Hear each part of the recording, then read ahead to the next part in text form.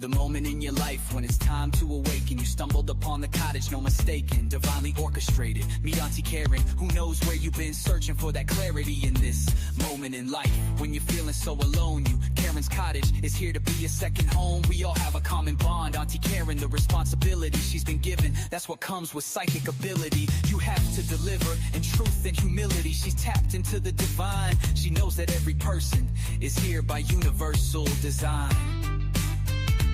When you hear that southern accent as she says, come on in, she's ready to begin.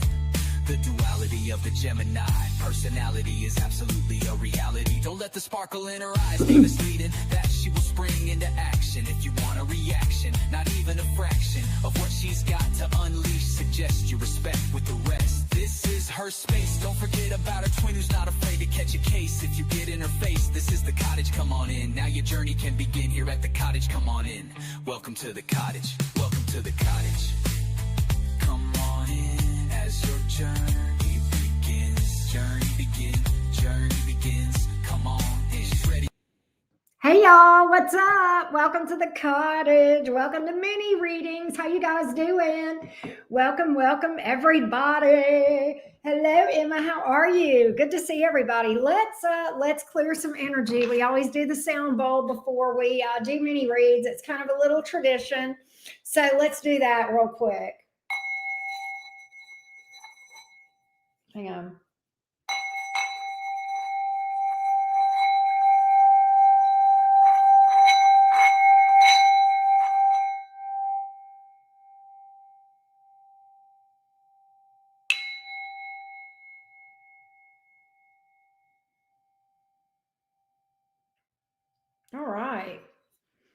All right, everybody, ready to get your burning questions? Yes, I am doing good. Thank you, Emma. I am doing good. We still do have some availability. So if you would like to get on the list, you can. The link is at the top of this chat to tell you how to get on the list. It's also scrolling across the bottom of the screen if you can see it. So let's get started. Let's get started on the reading. And Emma is up first. So let me timestamp for Emma real quick. And we'll go from there. All right, Miss Emma, let's see what's up. Emma had two questions. And let's see here. Emma, tell me your zodiac sign. And so we're going to see if you're a Capricorn. Yes, thank you for telling me that. I know I need to change the wording on the question because I think on minis I don't ask that. So, but I like to know. So, but thank you for letting me know that, Emma. So, Mike, are you in his thoughts? Does he have love for you? Let's see what we can find out for you, my love. Let's see what we can get for you around Mike. Let's see what's up. Give me Mike, his energies toward Emma. Is Emma in Mike's thoughts? Give me some clarity. Hey, y'all, Ben, how you doing, sweetie? Good to see you again. Give me Mike toward Emma, the Capricorn, please. Give me Mike toward Emma, the Capricorn.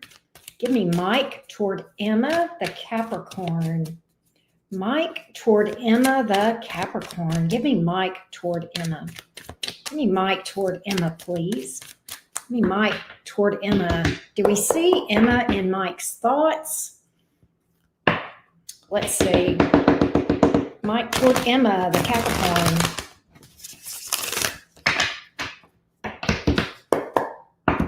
Mike toward Emma, the Capricorn.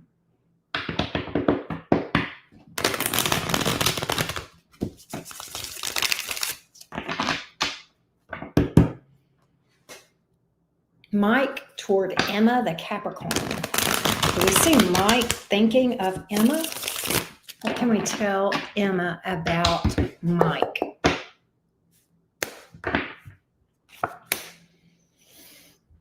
I would say yes. Your energy is here very strong, very interesting. Three major arcanas. So definitely significant in terms of the impact upon his life in general, this connection with him. I think he obsesses about you. And what's interesting is I also have the High Priestess, which suggests that he doesn't act on things in in this. You know, he does think about acting on it though with the Knight of Pentacles. He does have he it's like he has racing thoughts about you. Racing thoughts. He may feel like he owes you an apology with the Page of Cups here in the reverse. Hang on just a second. I think I know what's up with that. All right, here we go. I think that's what I keep hearing. All right. Let's see, Emma. Why is the World card here? Why is the World card here? I think he may feel like this chapter is in his life is complete, but at the same time, he does have thoughts of moving toward you, believe it or not. With the Knight of Pentacles, we're going to find out more. See, this is the thing. He is very invested. We're in no contact. Okay, yeah. And that can speak to that. Sometimes the High Priestess can speak to crickets, right? He does think about you. He is still invested. He still cares. But he tries to keep it quiet. He feels like he needs to keep it secret that he's into you. He may be dealing with another person. That may be one reason why he tries to be quiet about things. Yeah. He's definitely not letting people around him know that he thinks of you. He may be trying to put on as though he is over you. But he does think about you. In fact, I think he thinks about you. God, yeah. I think he thinks about you sexually as well. But again, he is being very secretive about this. I almost think that he's like, I get like a deceptive energy around him. 5 of Swords, 7 of Swords, the Moon card. And it could just be because he is living a lie. It could be that, because I do believe he is. But I've got that he is very secretive. Very secretive. And, you know, but he is super invested. Super invested. I do feel like he thinks he owes you an apology, or he feels like that would be in order, but let's see, the Star, the Sun in reverse. Could be, you know, I am kind of, the Sun in reverse, there could be ego issues. It's almost like he would rather let this go than admit that he's wrong. And you even said he's very proud, has a large ego. It's almost like he would rather let this thing end than admit that he still has feelings for you, or that he was wrong, or that he owes you an apology. But yes, you are in his thoughts a lot. To answer your first question, we're going to see if he has emotion for you, if he has genuine love for you. I know he thinks about you a lot sexually. I can tell you that because we saw that. But I want to see if we see love in this equation, because you had specifically asked about that. So we're going to see if we can drill down into his feelings. Can you tell me more about Mike's feelings toward Emma, the Capricorn? Wow. Mike's feelings toward Emma, the Capricorn. Mike's feelings toward Emma, the Capricorn. Mike's feelings toward Emma, the Capricorn. Give me his feelings toward Emma, please. Give me his feelings toward Emma. Do we see love here? What are the feelings? Go deep. Let's go deep. Deep, deep, deep. Is there love here?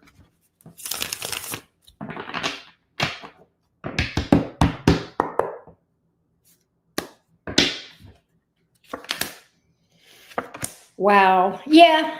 Yeah. Seven of Swords, Six of Cups. He doesn't want anybody to know. God, he doesn't want anybody to know. He is really, it's almost like he's in denial himself about his own feelings. Yes, he misses you. Six of Cups. All right. And he still thinks about the good times that you guys had. But my God, such a deceptive energy, man. It's like he really tries to detach himself from those emotions.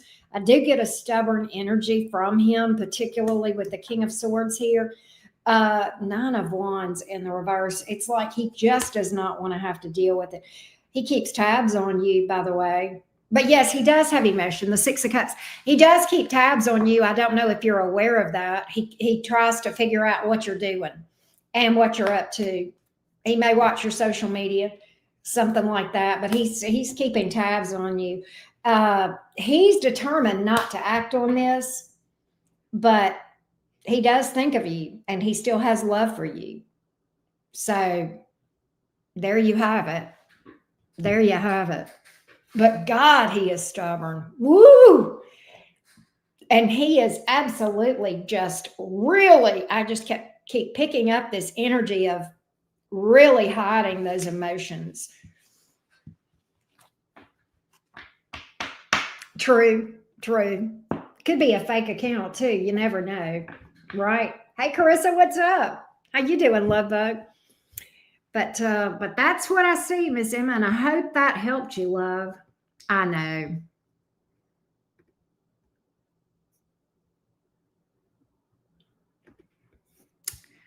I know, sweetie. But next up is HK. Excuse me.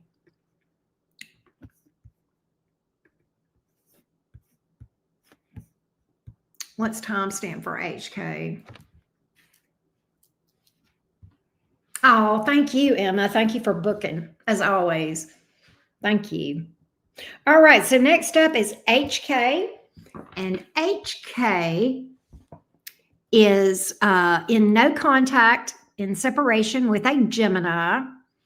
Is there a chance for reconciliation, or should I move on? I think he wants me to ask. Okay, so let's find out, HK. This is Harshwarden, but I always just call Harshwarden HK because it's easier, and I hope that's okay. All right. But let's see what's going on with this Gemini toward you, HK. And the Gemini is RD. Let's see. Let's see what we can find out about this Gemini. Do we see reconciliation energy from this Gemini RD toward HK? Do we see reconciliation energy from this Gemini RD toward HK? Do we see reconciliation energy from this Gemini RD toward HK? Do we see reconciliation energy? Do we see reconciliation energy from this Gemini RD toward HK? Do we see reconciliation energy here? Do we see reconciliation energy here from this Gemini toward HK? This Gemini RD toward HK. Do we see reconciliation energy? Excuse me, goodness. From RD to Gemini toward HK.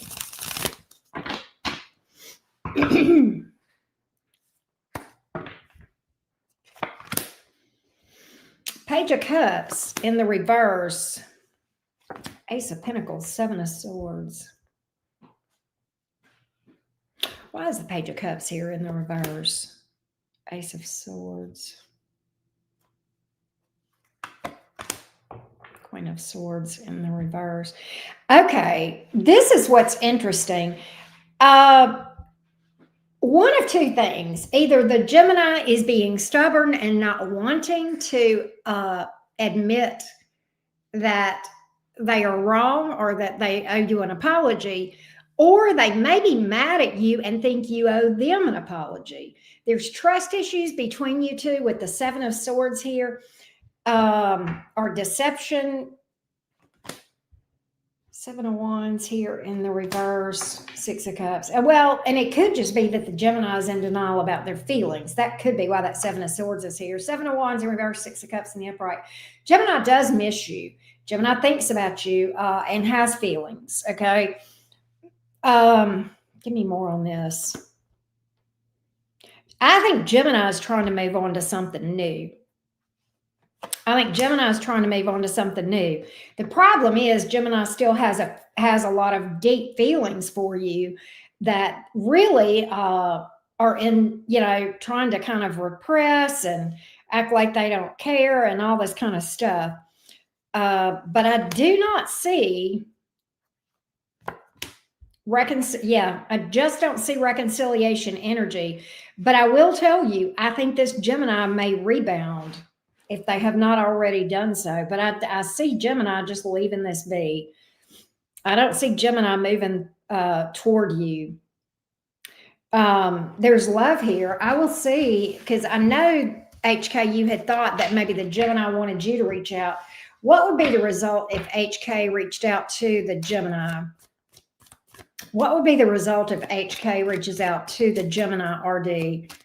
How would that go if HK reaches out to RD, the Gemini? How would that go? How would this Gemini react to that? How would things go if HK reached out to the Gemini?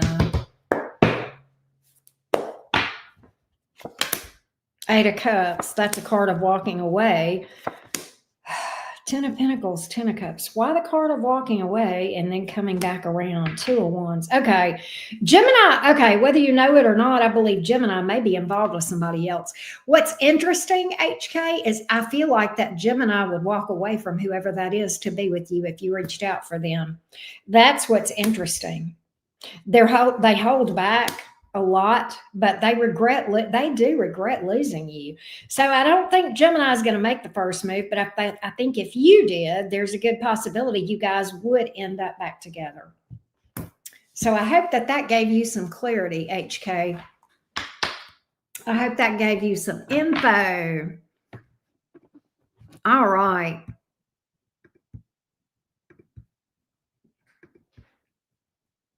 Let's see what's up.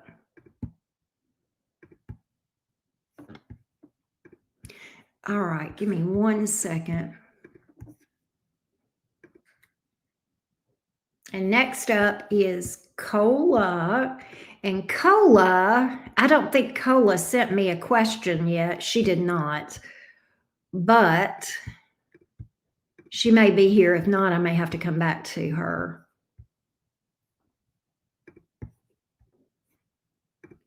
If she's not here. All right, we'll come back to Cola. Let's go to Stacy. Let's go to Stacy. Here we go.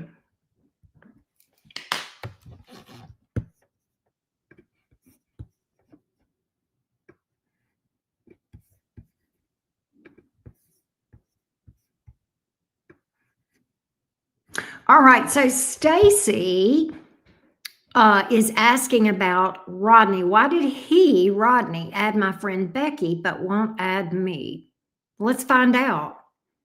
Let's see what's up. Let's see what's up, Miss Stacy, with Rodney. Let's see what's up.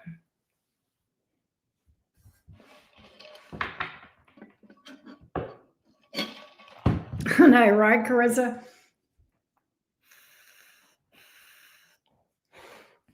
Why did Rodney not add Stacy? Why did Rodney not add Stacy? Why did Rodney not add Stacy? Hey, Crystal. So we're doing the paid mini reads tonight. I did an all signs earlier, Crystal. If you want to check the general all signs, and if you have a question that you want to book a reading, you can do that too. The info is at the top of this chat, pinned, and it's also scrolling across the bottom of the screen. All right. Why did Rodney not add Stacy? Why did Rodney not add Stacy?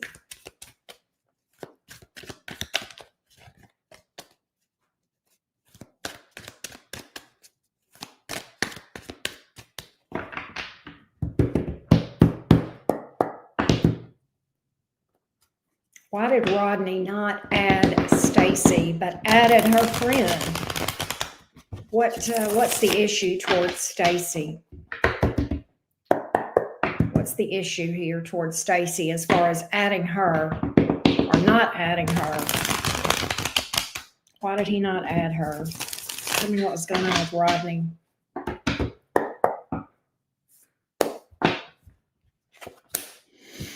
Queen of Swords in the reverse. He's mad at you about something. Five of Pentacles, Two of Swords in reverse. He doesn't like something that you've done. He doesn't like a decision that you have made. He's mad. He's big mad. Queen of Swords in reverse. He may be holding some sort of a grudge toward you. It has to do with being left out in the cold. Five of Pentacles.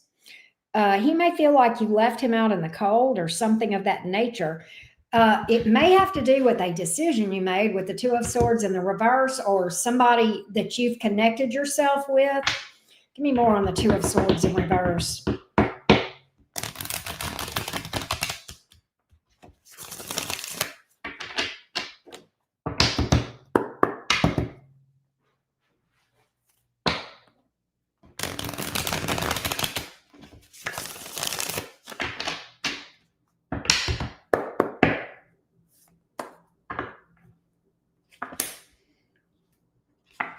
Tower in reverse, Eight of Wands in the reverse, Knight of Wands in the reverse.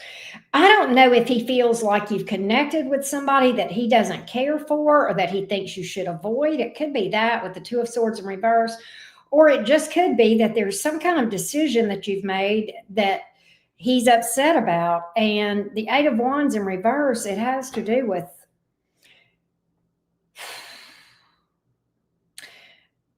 him avoiding disaster with the Tower in reverse.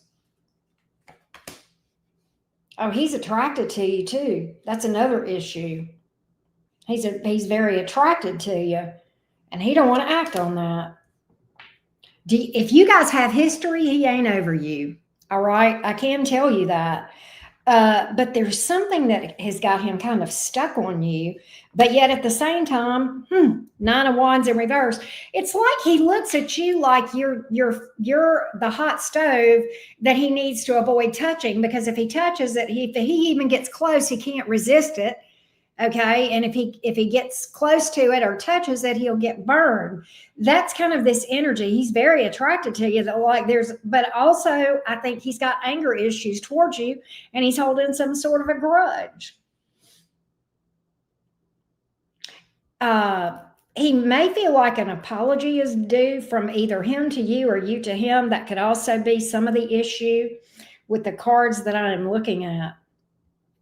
But right now, he just feels like this would be a lot of drama, stress, conflict, disaster if he, opens up that door. But again, very sexually attracted to you. Not doing anything about it, though. Temperance in the reverse. He is mad. Nine of Pentacles in the reverse, the World. It could be that this is somebody that you had an ending with, and he's upset about the way things ended. I keep getting that. So that's what's up. That's what's up, Stacy. And I don't know if you're here or not, but I hope that has given you some clarity into the situation. All right, let's go to Carolina. Let's see what's up with Carolina. Give me 1 second, y'all.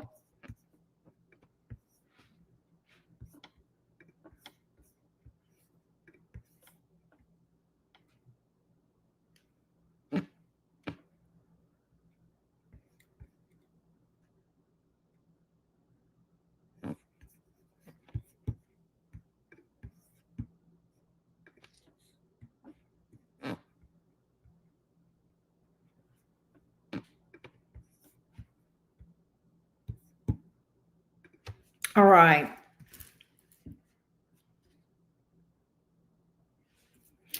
Let's go to Carolina.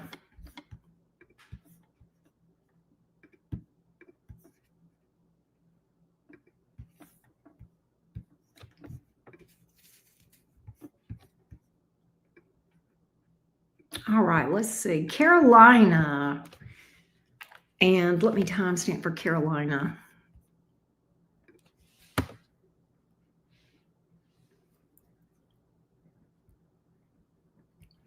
And Carolina had 2 questions. Let's see here. So we're looking at a verdict next week and hoping that it is positive, or the kids coming home in a month.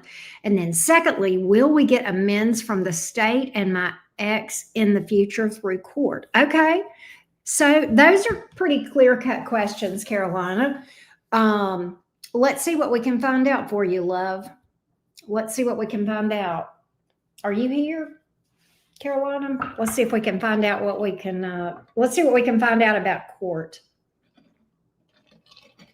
and the verdict.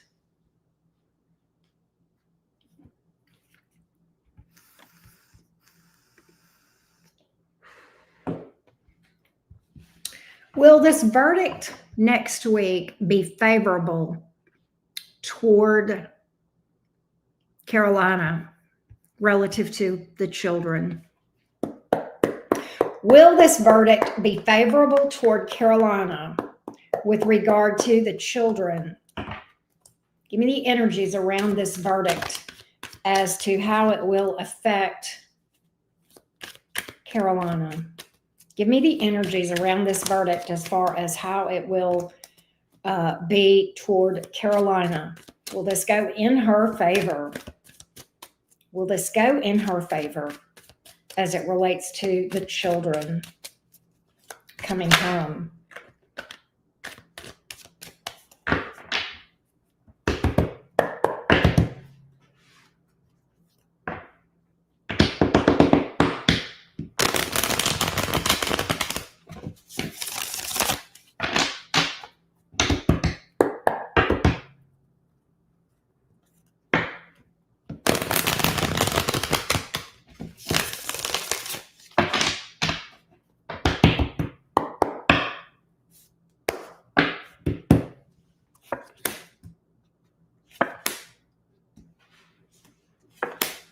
Yes, I do believe it'll go well. I do believe it'll go well. I get success, and I get, I get good news literally around children, Page of Pentacles in the upright. That's the end result. We have the Nine of Pentacles in the reverse. And that, to me, with that Page of Pentacles and the World card both being in the upright, suggests that they feel like the kids need to be with you. The kids absolutely need to be with you. Yeah,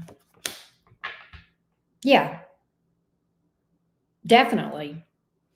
So I definitely have good news coming around the kids. Yeah, Justice card even. Why is the Moon card here?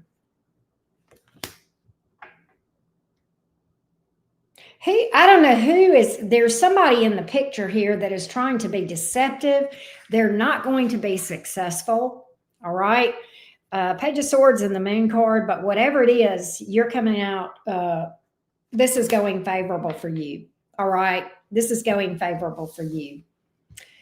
So yay for that, Carolina. Yay for that. Let's look at your question about getting amends from the state and your ex in the future through court. Let's see what we can find out about that, Carolina.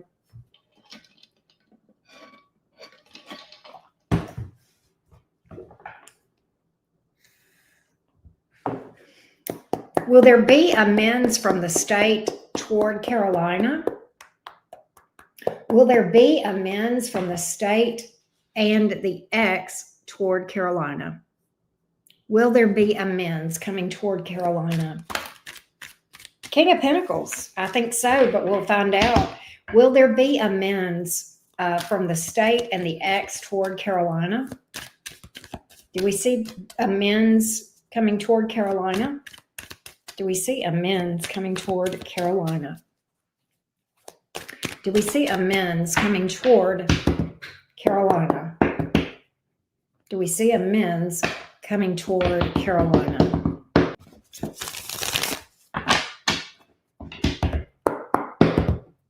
Do we see amends coming toward Carolina?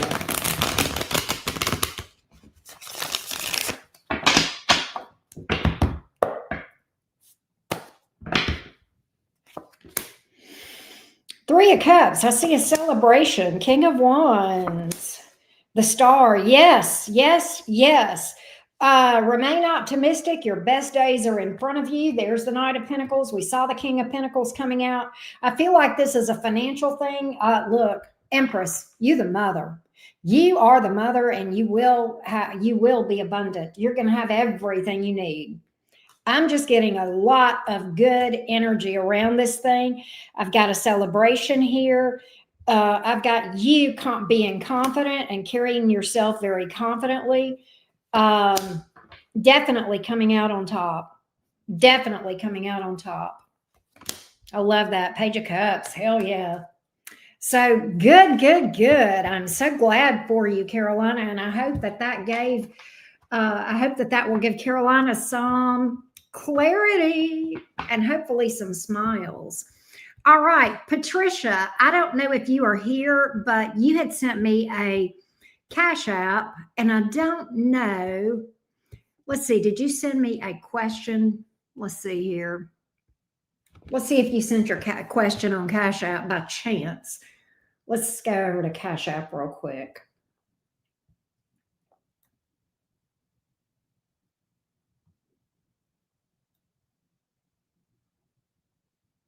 Let's see.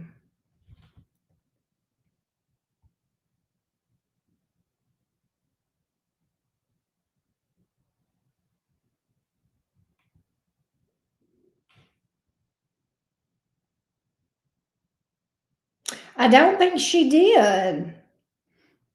Trisha, if you're here, Trish 509, I need your question, and I need Cola's question still too. So we'll come back to Trisha, and then we are on Sarah. We are on Sarah. Let's see what's up with Sarah. Give me 1 second. All right.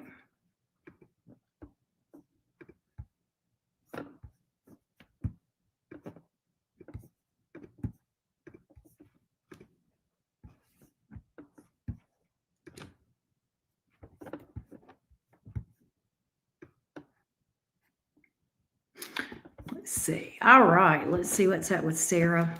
Let me timestamp for Sarah. Where's everybody at? Nobody's saying anything. Y'all are quiet. Everybody's quiet. All right. So Sarah, the Taurus, is asking about Chris, the Taurus. Last night at dance, he tells me he met someone else. So be it. But any story on his feelings for me, for clarity, I guess. What? There she is. Hey, beautiful. How you doing, love? What in the world? What in the crazy train is going on with Chris? All right, my love. Let's see if we can get some clarity on what happened here. What happened with Chris the Taurus towards Sarah the Taurus? What happened with Chris? Hey, Sarah. Hey, Coco. Hey, Coco. How are you? Is it Coco or Cotton? Let's see what's up with Chris the Taurus toward you, Sarah. What happened here? What's going on? What happened? What happened with Chris the Taurus towards Sarah? Chris the Taurus towards Sarah, please. Give me Chris the Taurus toward Sarah. Give me Chris the Taurus towards Sarah the Taurus, please. Give me Chris towards Sarah. Give me Chris toward Sarah. What happened here? Eight of Pentacles. Let me see. Oh, you're fine, Carissa. It's always good when you're here. All right, let's get more on Chris, this Taurus. Towards Sarah, the Taurus. What's up with this?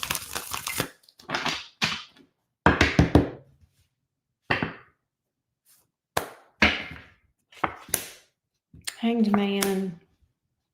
10 of Wands in reverse. 9 of Pentacles in reverse. Ace of Pentacles. Okay. You know, it's interesting because, believe it or not. Oh, okay. I got you, Coco. Believe it or not, Sarah, this person that crossed Chris's path, it looks as though this looks kind of like one of those situations that's like a hot tamale that's going to fizzle out fast. Big distraction. All right. Big distraction. And interesting because I think Chris is going to actually maybe rush into this thing before he gets to know this person. And what's interesting is I see this blowing up in his face with the Tower being the outcome. Knight of Wands in reverse. Whoever this is a bit of a player that he has met. Yeah, Six of Wands, somebody very selfish, shallow.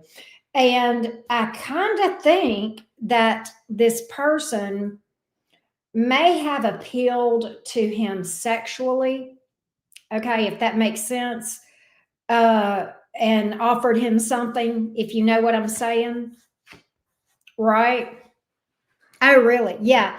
I think that she's whoever he's found or whoever he's met is a playette. And I think she offered something sexually or teased. I don't know if she offered it or teased or whatever, but he's under the impression that he's going to get some boinky boinky. Hey, T-Rod, how are you? He's under the impression he's going to get a quick boinky boinky.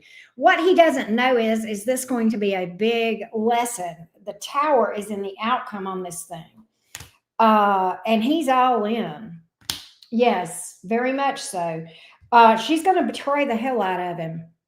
That's the ending. It's going to be tough. And and the thing is, he's falling for it, hook, line, and sinker. I did get that. He is falling hook, line, and sinker. And I think your guy may be a little bit naive to this person. I'm kind of getting this Black Widow, and I don't think she's going to do that, but Black Widow user Jezebel, she may be using him to make somebody jealous. That could be another thing, okay, for all we know. But she's not going to stick around. I can tell you that. And she's going to hurt the hell out of him, sadly, if he allows himself to be vulnerable to her. She is going to do that. This is going to be one of those things where he's going to learn that you can't always... everything that glitters is not gold, right? I get she's like a little hot tamale, and that's okay. He needs to learn this lesson. He needs to learn this lesson. So, wish him well, honor his decisions, and just know that it is playing out exactly like it needs to for him to learn this painful lesson. This is going to be a painful lesson for him. But yeah, it definitely is something that was a bit of a distraction, took his attention away from you toward her. I saw that in one of the jumpers, Sarah, and I'm like, okay, well, that must mean that, she's a little bit of a honeypot, and that's exactly what I've got. So yeah.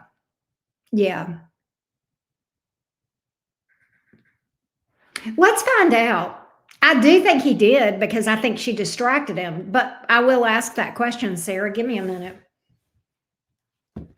Because I think he was invested in you, and I think she was like, I mean, if I didn't know better, I would think I was reading about a Gemini, but he's a Taurus. But it's kind of like, maybe he's got a Venus in Gemini or something like that. But it's whatever it is, it totally, kind of suddenly changed his focus. I do think his focus was on you, but we're going to see. Did he have feelings for Sarah at one time? Did he have interest and feelings in Sarah at one time? Did he have feelings and interest in Sarah at one time?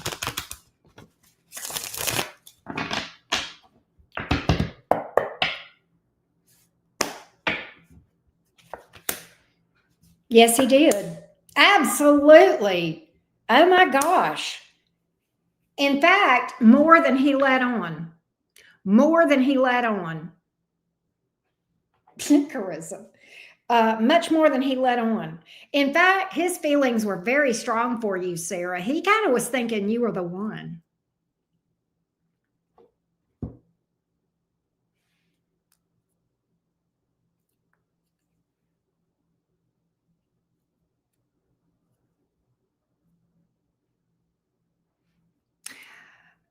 Well, and two, I hate to say this, but a lot of times they think more with one head than the other.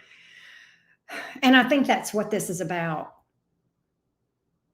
He thought you were the one. I'm telling you. And she's going to leave his ass out in the cold, out in the dust. She's going to leave him out in the cold. She's going to friend zone him all day long. Yeah, I just do not see it lasting. Will he pick up with Sarah again or try to? Yeah, he will try to pick up with you again. It'll be your decision, obviously, but he's going to try. When it's all said and done, you ain't heard the last of this dude. We'll see. Mark my word.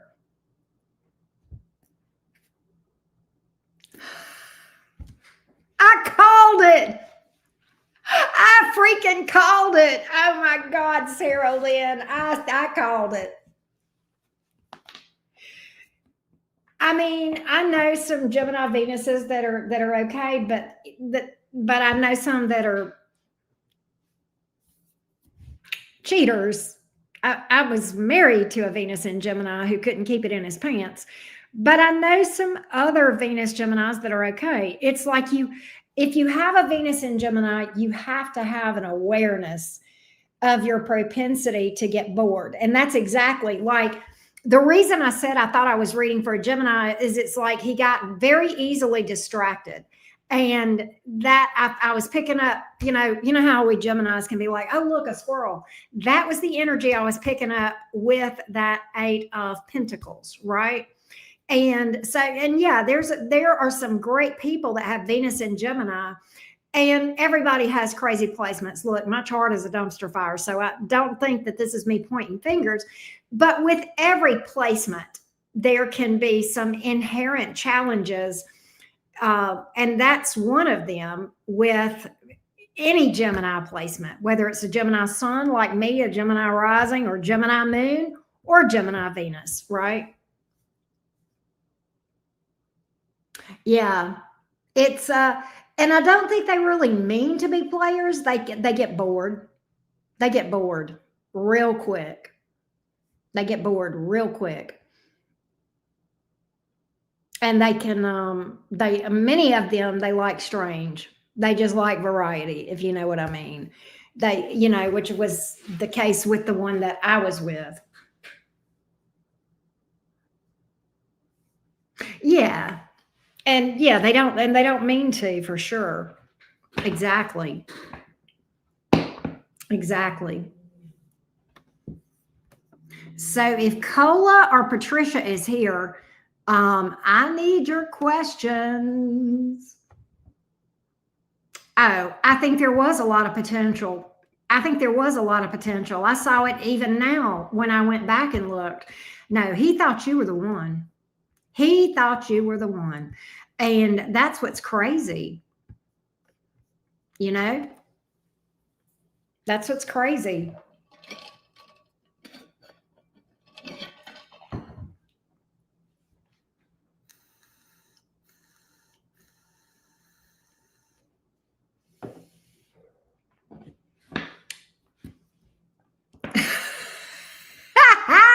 Claire. Oh, that cracks me up. Sarah, I'm so sorry, love. Just, I know there's probably not a lot that I can say to make you feel better, but you are such a jewel. And I don't want you to ever lose sight of who you are and what you bring to the table. Okay. How old is Chris? About, do you know, Sarah? Because I kind of feel like maybe he's definitely naive, and I'm almost picking up that he might be a little bit young, if that makes sense.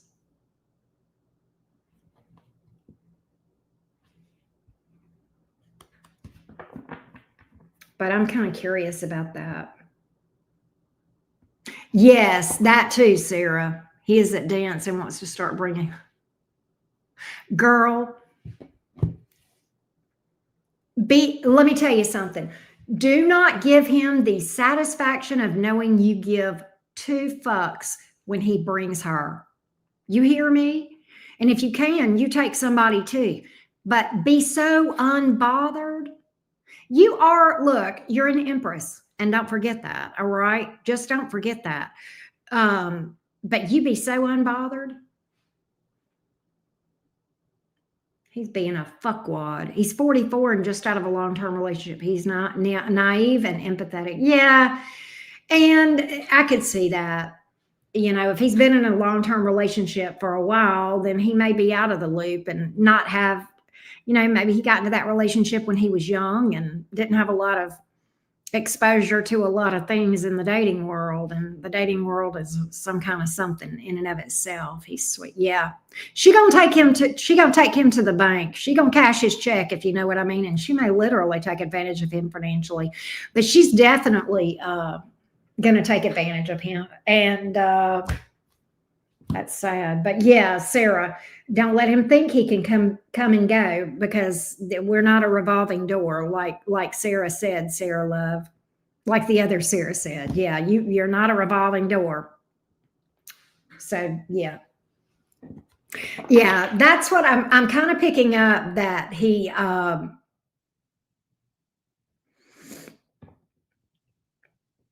acting on impulse and sexual energy. So yeah, that's what I got, love. That's what I got. And you are a woman of substance. Do not forget it. There you go. I got places to go and people to see. That's my girl. That's my girl. That's what I'm talking about. That's what I'm talking about. There you go, Miss Sarah. So, all right. Next up is M. And Cola and Trisha, I still need your questions. We're getting close to being at the end of our list. So I hope that they get here before I finish up. All right, let's go to M. Oh, there's Cola. Cola, give me your question and I'll go ahead and read for you. Yes, you sure do. And you will recognize what you want when you see it. I love that. Oh, there's Trish. That's great. Okay, so I skipped both of y'all. You want me to finish M? Okay. Trish, do you want me to go ahead and read for you? If you've got your question, I can read for you. Or you can email me if you want, if you don't want to put it in the chat, or you can put it in the chat. Sometimes they don't come through in the chat, but you can try, Trish. You can definitely try. But if you want to go ahead and give me your question, Trish, that would be amazing.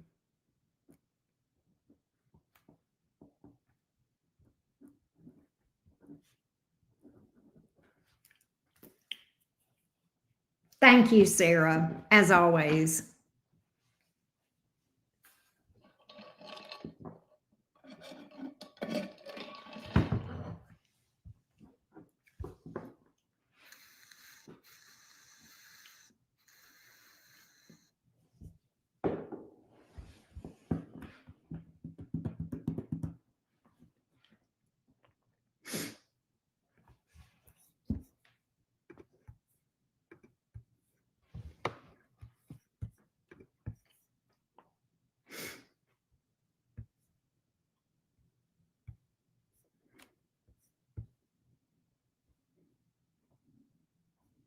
Okay, I got you, Cola.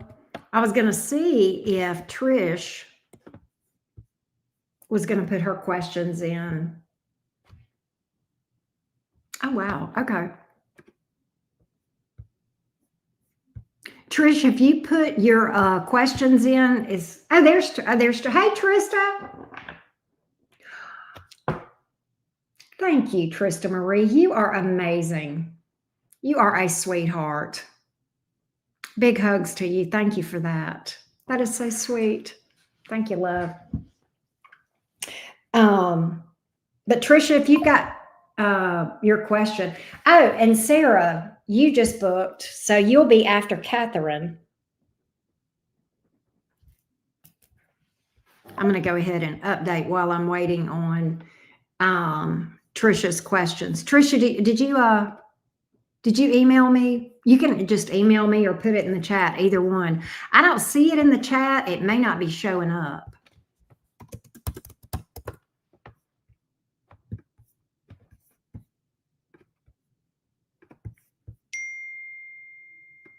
Thank you, Trista. I appreciate you, love. That is so sweet. Thank you for that. All right. Where's Trisha? Cola, do you want me to read for you? Or do you want me to go ahead and read for M? Sarah. Yes. Yes, very much. Very much. Okay, let's read for Cola. All right, here we go. Let me timestamp for you, Cola. All right, so let me go back to your question that you put in up here, your two questions.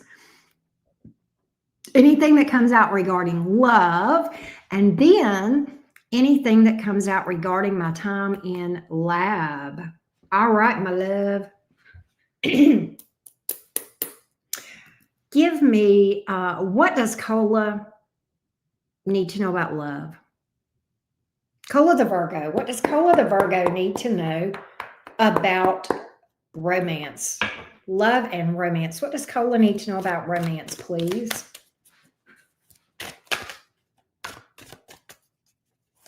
What does Cola need to know about romance?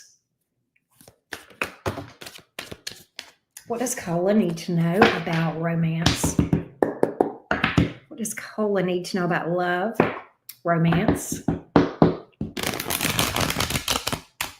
What can I tell Cola about romance?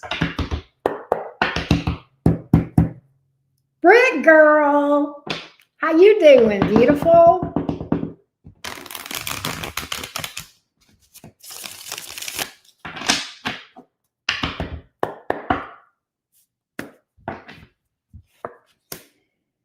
Queen of Pentacles. Queen of Wands. You've got it all. You've got it all. Don't worry. Eight of Swords in living the dream. Cola, you've got it all. You're a woman who brings a lot to the table. All right. You've got, yeah. But don't worry. Don't stress. Eight of Swords in reverse. Your biggest issue is in your head, my Virgo friend. My Mercury Virgo friend. Your biggest issue is right up here. I don't know if there's apprehension that you won't meet the right person or at the right time or whatever, but you got it all. You're coming in as you're in, certainly the Queen of Pentacles. That's Earth energy, right? The Virgo energy. But the Queen of Wands, it's like you are, the song I feel is I'm Every Woman. Okay, you know that song, right? I think Whitney did that one and Chaka Khan did it. Well, that's because they're not for you. They're not the ones for you. But the Queen, especially that Queen of Wands, the Queen of Wands is in my readings, the way I interpret her sometimes is a cut above. A level up from the average person, right? Very attractive, very smart, very sexy, no time for BS, happy, cheerful, fun, uh, strong boundaries. And the Queen of Pentacles, she knows her value. She knows what she brings to the table. So I almost think, yes, elevated. Thank you, Britt, girl. I almost think with what you're saying, the guys I want don't act it. I want to submit to you a theory that I have. And you tell me, you don't have to answer me. You may want to think on this, and because you may not immediately know the answer to this question. I'm going to throw something out to you, Cola, for your consideration, for you to marinate on a little bit. Perhaps, I know at a conscious level, you know that you're a level up. You know you have a lot to bring to the table. But we're not talking about what you know in your conscious mind. We're talking about what's in the subconscious, which is what you're not aware of. Could it be that the reason the guys that you are crossing paths with, choosing, or what have you, don't act it because they don't see it? And the reason they don't see it is because at a subconscious level, you don't see it. In other words, the first person that has to see my value in order for me to be treated like I have value is me. And that's got to be at the subconscious level. Okay. That's the energy that we're putting out, what's in the subconscious, right? What I'm talking to you about, I'm talking Jungian psychology, right? And I'm not a psychologist, you know that. I'm not a mental health professional. But at the same time, I've read a lot of books and studied a lot about it, and I feel like I'm told to be humble. And this is an interesting thing because real confidence is humble. Real confidence is humble. And I don't know. I don't know, but it may be something that you need to marinate on for a little bit. You may need to marinate on this for a little bit, because one thing I can tell you, the one thing I do know and can surmise from what I'm seeing here and from what I'm hearing from you is this. Well, let me just say this in general. Who we choose, who we are attracted to, who gets our attention, and who we have chemistry with, that is a mirror of, it can be showing us what our hot buttons are, what our wounds are, what our things are that we need to see about ourselves. Okay. So you are subconsciously choosing people that for one reason or another are not getting it, what you bring to the table. They're not seeing it. And that can be for so many different reasons, but your higher self is actually choosing those people on purpose to show you something about yourself. Perhaps it's that deep down, you don't feel like you deserve this, that, or the other. Deep down, maybe you've got some wounds there, rejection wounds. It could be fears of being alone. It can be so many different things that are the root cause. And that's where shadow work comes in, where you go below the surface. You know, it's like a weed in the garden. You cut it off at the top, and it's going to grow back. You got to go to the unseen, which is the subconscious, the things that you don't know. My favorite Carl Jung quote, the one that I live and die by, the subconscious is the shadow self. By definition, we're unaware of it, and yet it dictates every single experience we have. And that is literally, yeah. And see, Britt girl, I appreciate your being vulnerable and opening up about that. I feel like I'm top shelf, and she is. Look, I'm close friends with Britt girl outside of YouTube. Okay. So I know Britt girl very well. And Britt girl is taught, oh my God, Look, let me tell you, you want to talk about a woman that's got it all. Brick Girl does. She's beautiful. She's funny. She's kind. She's loving. And if that's not enough, she makes good money. And she's smart. And her banter back and forth is wickedly delicious. Okay. She's an excellent, excellent catch for any man. But she does. She chooses men that are just, they don't, they don't vibe. And so and she knows this. I mean, I'm not saying anything that she doesn't know. And I know, Brick Girl, you don't mind me picking on you in this way. But when we choose those people, that's trying to show us where we're not showing up for ourselves. That is one thing. And so the Cola, aren't you on Phoenix Rising on Patreon? There's a video that I did called Why We Choose the Wrong, and it's in quotation marks, the wrong people. I want you to watch that video. And that's going to help you to understand why you are drawn to the people that you're drawn to and why they're drawn to you. But every single person is mirroring something to us about ourselves, right? So you've been avidly avoiding it for some reason. I feel you. I get it. I get it. Why we choose people who don't choose us. So interesting. See? That's it. And there's another video that I have that is related to that concept that is called the chaser is really the runner. We talk about the runner chaser dynamic, and both of those videos they complement each other, but the better of the two videos, and that first video is a short video. I think it's like 14 minutes or something like that. And then the other one that you might find interesting is the runner is the chaser. There is a reason that the runner chooses somebody that is not available, because it does not require them to be emotionally vulnerable. So the person chasing is actually chasing someone that they're never going to have to open up to, and they know it. So they're actually more of a runner and an avoidant than the runner.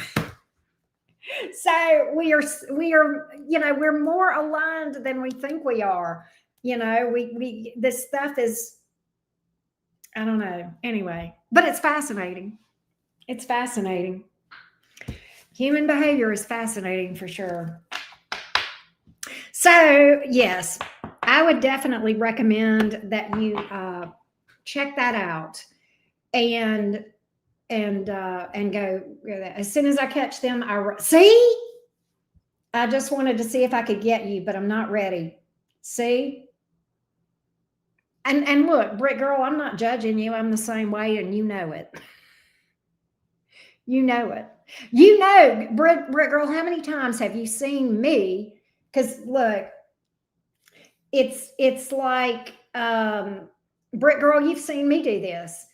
Whenever I would start talking to somebody and they would actually show interest and come toward me, I'd be like, oh no, bye. How many times have I done that since you've known me? Right? Yeah. So I get it. I mean, I am far from perfect. I mean, I'm very much in the journey of self-improvement as well. I don't want anybody to think, that we find a reason and we make up one. Exactly. And I've had it done to me by friends and people. There was a friendship that went south some time ago, and then there was a relationship, or a potential relationship, I should say. And in both instances, it was as though they were just looking for a reason to run and push me away, and they did. But I've done it. I've done it myself. Brick Girl knows.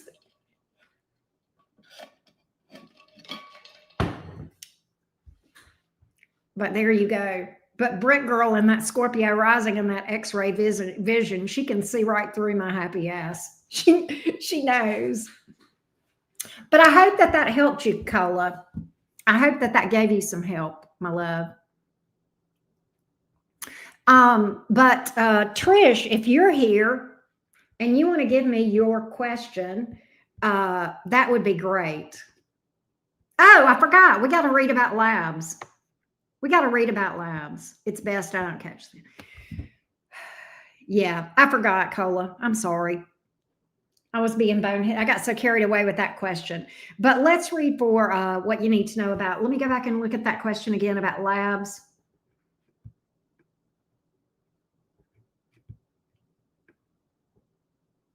Well, where'd it go? There it is. Anything that comes out regarding my time in lab. Okay. Oh, you're starting a new. Oh, that's exciting. That's exciting, Cola. That's exciting. All right. Easier to see things from the outside. Yes, you're right. You're right. All right. Yeah, go ahead and email it, Trish. Let me give you my email address because it's not showing up in the chat. There you go. But go ahead and email it, Trish, because it didn't show up in the chat, and we'll get it. Let me read Cola's second question, and then probably by then I'll have your email and we can do your question. All right, here we go. What about this new role that Cola is embarking upon? The new role in the research position. The new role, the research position. That's an excellent career move. You probably know that, Cola. My daughter talks about those research positions because, you know, she wants to go to med school. You know that, right? Anyway, let's see how the research position will go. What does Cola need to know? What does Cola need to know? What does Cola need to know? Going into this research position, what does Cola need to know? What does Cola need to know in this research position? What does Cola need to know? What does Cola need to know going into this research position? This research position, what does Cola need to know?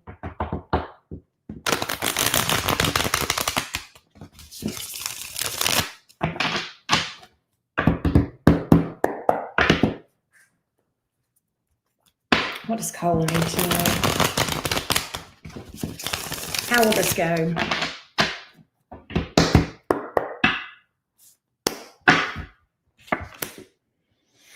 Page of Swords, be open.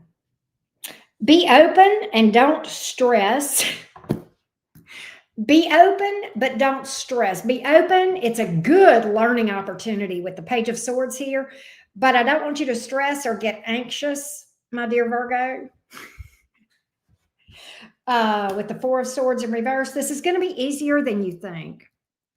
This is going to be easier than you think. And I almost feel like I feel like you may have some angst about this that is going to quickly be relieved, if that makes sense.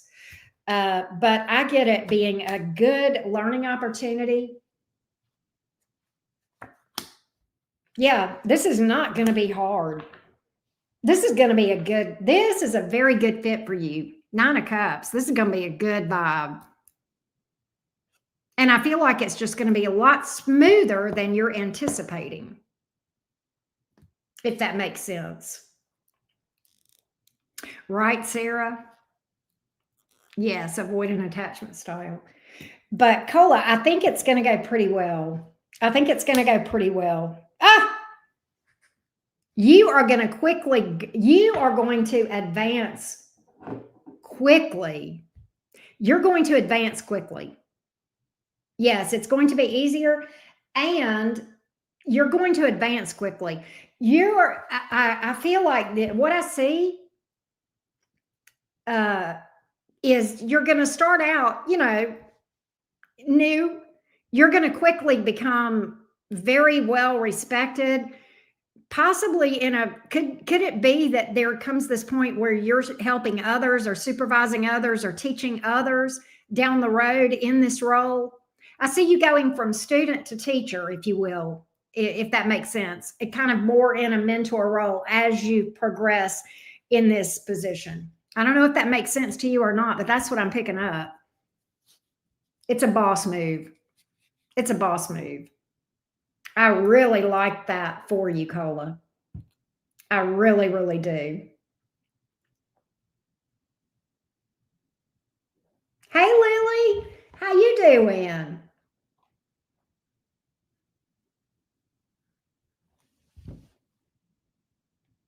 Yes, excellent. Excellent role. I love that. If I'm not mistaken, I think I have heard Abby say that those roles, those research roles, look really good when you apply for residency. Is that correct? Am I thinking correctly? I don't know, but I get this stuff mixed up. I'm just an old accountant. But I think she's talked about. I know she said it's beneficial. Yeah, that's what I thought. I'm doing good, Lily. I hope you're doing good. Okay. I love that, Cola. I absolutely love that. I am very, very happy for you. This is really good. Really good.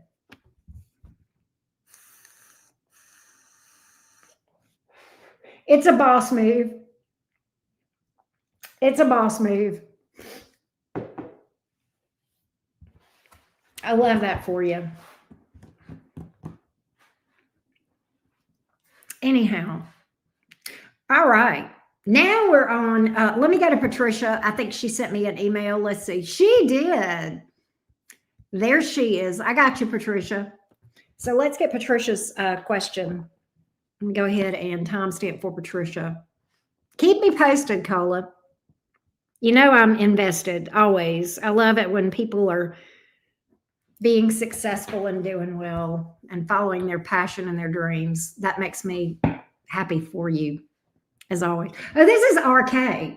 This is RK. Okay. Virgo. Oh, wait. No. Patricia. I went to the wrong one. Patricia. Okay.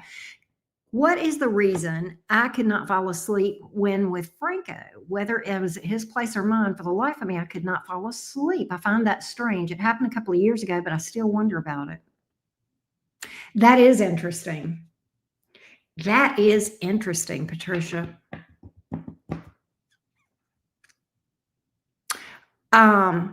Is this somebody you're involved with now? I gather not. But let's see. What was the issue around sleep with when with Franco, with Patricia? What was the issue around sleep? Falling asleep when with Franco? What was the issue? What was the issue? What was the issue? What was the issue? What was the issue?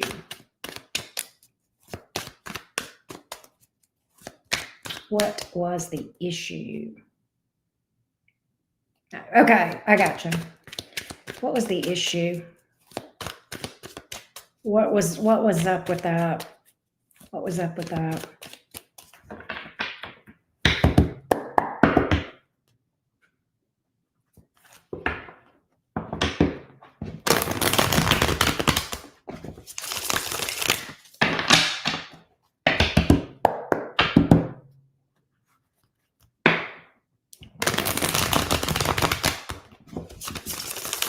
I've had that happen with certain people, Trish.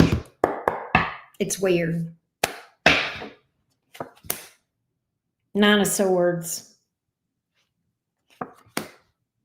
Nine of Pentacles. You didn't want to allow yourself to be vulnerable around him. I'm not sure why. And I don't know if that makes sense, but it's like you didn't want to let your defenses down. You didn't want him, I don't know why, but you felt like you could not allow yourself to fully relax around him and let your guard down. Nine of Swords. You had, whether you know it or not, there may have been some fears driving this with the Nine of Swords. We're going to delve deeper into that. Let me just do this. I'm going to go a different direction for just a second, Trish. Was there a valid reason? Give me his energy. Was there a valid reason? Was there a valid reason Was there a valid reason? Is there something that she was picking up, or was this something that she was struggling with internally herself? Was this in him? Give me his energy at that time. Give me his energy at that time. Was he on the up and up? Was he on the up and up? Was he on the up and up? Give me his energy.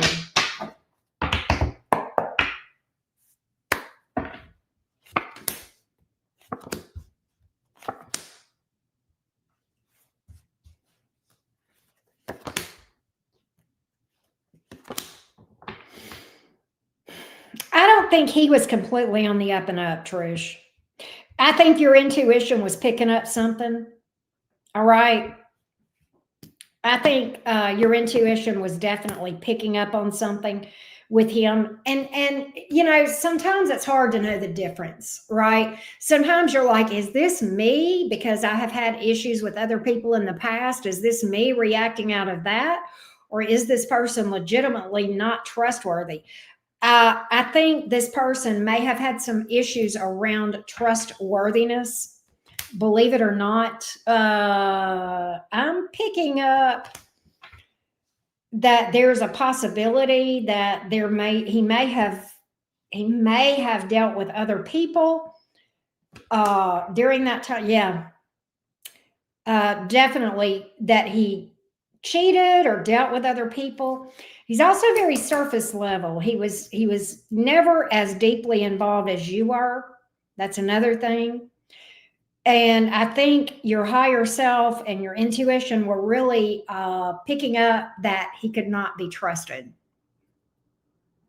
And you didn't want to allow yourself to be vulnerable with him. That's what's up. That's what's up with that person and why you couldn't fall asleep. If that makes sense.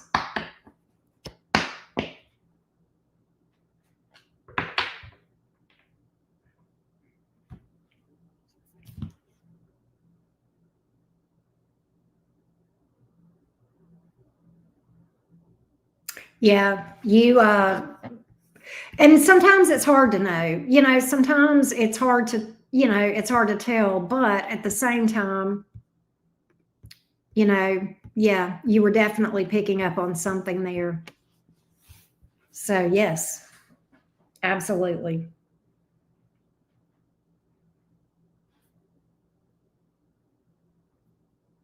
It's very, Trish, like I said, I mean, I've had that happen to me, and it's so weird. It's really unsettling. I mean, because there, times I could just fall right asleep, and then other, whenever I was with a certain person or two, it was just like, I could not. I really just could not relax and fall asleep. And I think maybe our spotty senses pick up on stuff sometimes. You'll have to let me know if you think that makes sense. All right, Miss Deborah, I got you on the list after Sarah. Catherine, oh no, M is up next, right? Yeah, okay, we're going to read for M next. All right, here we go. M, let me timestamp for M real quick. This is RK. This is RK. Okay, so RK, as a Virgo woman, what does my higher self want to tell me or advise me? How can I find peace and healing from the hurt Cancer man caused so I can move forward? All right, my love. Let's see what we can find out. Let's see what we can find out.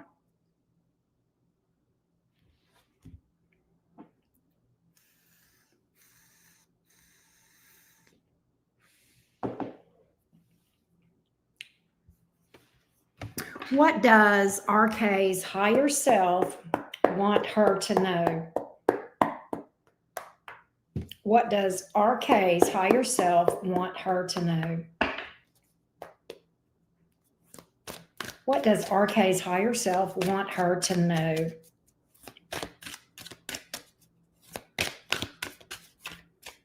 What does RK's higher self want her to know? Hold on a minute. Judgment card, the Tower. Okay, listen. First of all,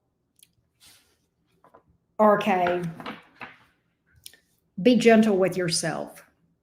You have gone through something major.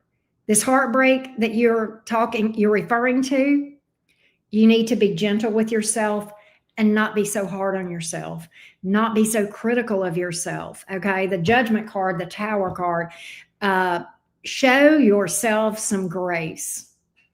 This is a time to treat yourself gently and lovingly.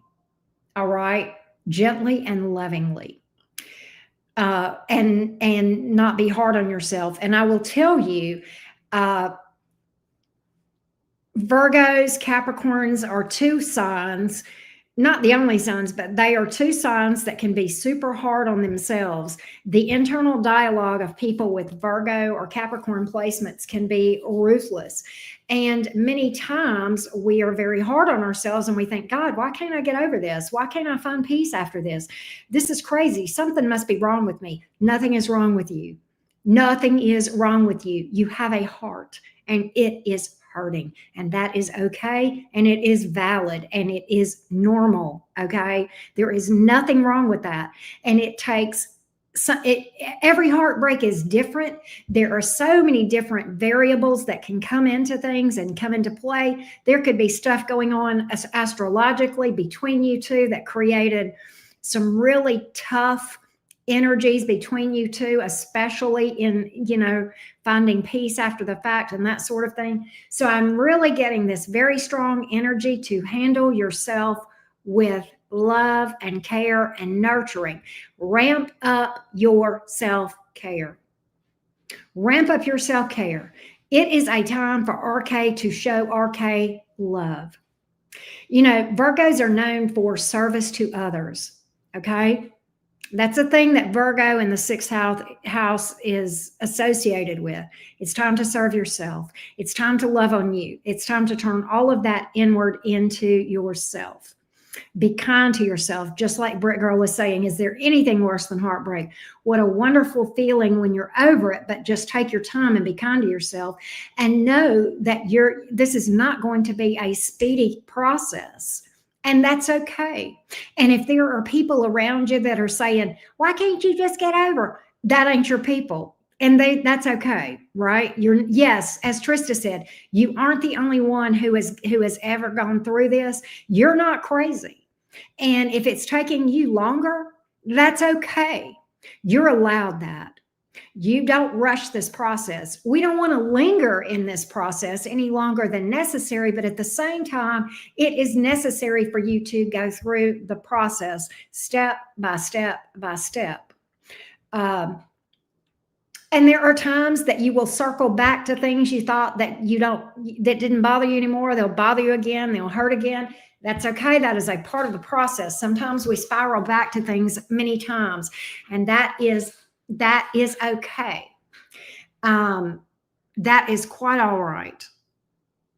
So I really am picking up loving on yourself, nurturing yourself, and understand this.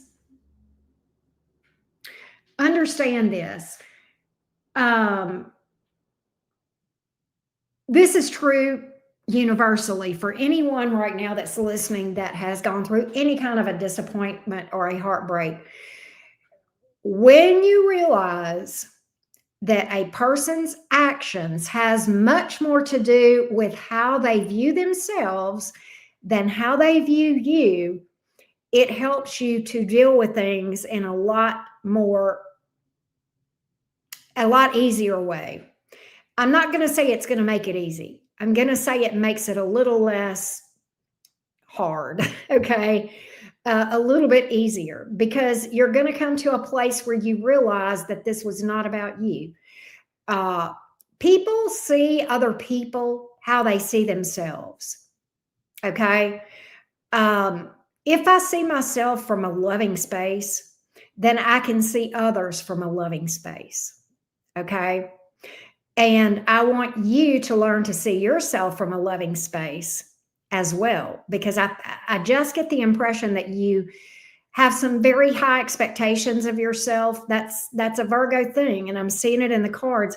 And I don't fault you for having high expectations of yourself. That's certainly okay, but also understand that you are a human and you are not perfect, and humans have hearts, and sometimes the things that are around the heart, emotions, there's no logic to it, there's no time frame, there's no standard for how long it should take you to heal or what it takes to heal, right? There's no standard. Certainly, I'm a big proponent of shadow work, and I have tons of videos over on my Phoenix Rising about that, about why it's important, about why people treat us the way they do, why we choose who we do, and the actual practical steps to go through the shadow work process. And there's a lot more ways than I don't have on there as well. But I've got all kind of shadow work exercises, how to do it, this and that. But at the same time, that's going to be your ticket to inner peace and happiness. Is it going to come fast? It's not. And, it may not be. It may be helping you, it may not. Sometimes therapists can be helpful, sometimes not.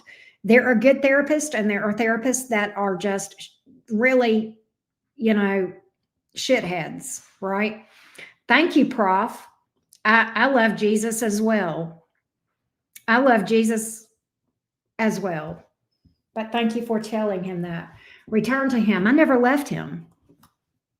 I never left him, and he never left me, Prof. But thank you for that. These evil spirits will go to hell. Did you know, Prof, that hell in the Bible that hell was not taught in Christianity until after the writing of the novel Dante's Inferno? Prior to that, hell did not exist in the Christian teachings. And the lake of fire that Jesus was referring to is an actual place in Jerusalem where they burned the dead bodies of lepers that had died. Okay, so the Bible doesn't even mention hell. Hell is a concept that came about from the novel Dante's Inferno. All right. And the Lord never talked about hell in the Bible. I am not an atheist, Prof, but one thing that I do know that atheists say, and I fully agree with this, the road to atheism and true enlightenment is paved with Bibles that have been read cover to cover in their entirety. And I am a person who has done that many, many times, okay? So just keep that in mind. Make sure that you understand and do your history work, and you look at the books of Enoch. You study the true roots of Christianity, all right, as well, all right? The Gnostics had it right, Prof. The Gnostics truly understood Jesus, right? And yes, that's right. Every good tree that doesn't bear good fruit is thrown into the lake of fire. He was talking about dead lepers. Jesus spoke in parables, Prof. But even if he wasn't, he would have been talking, if it was literal, he wouldn't be talking about people anyway, he'd be talking about trees, right? But he was speaking in parables, and he was talking about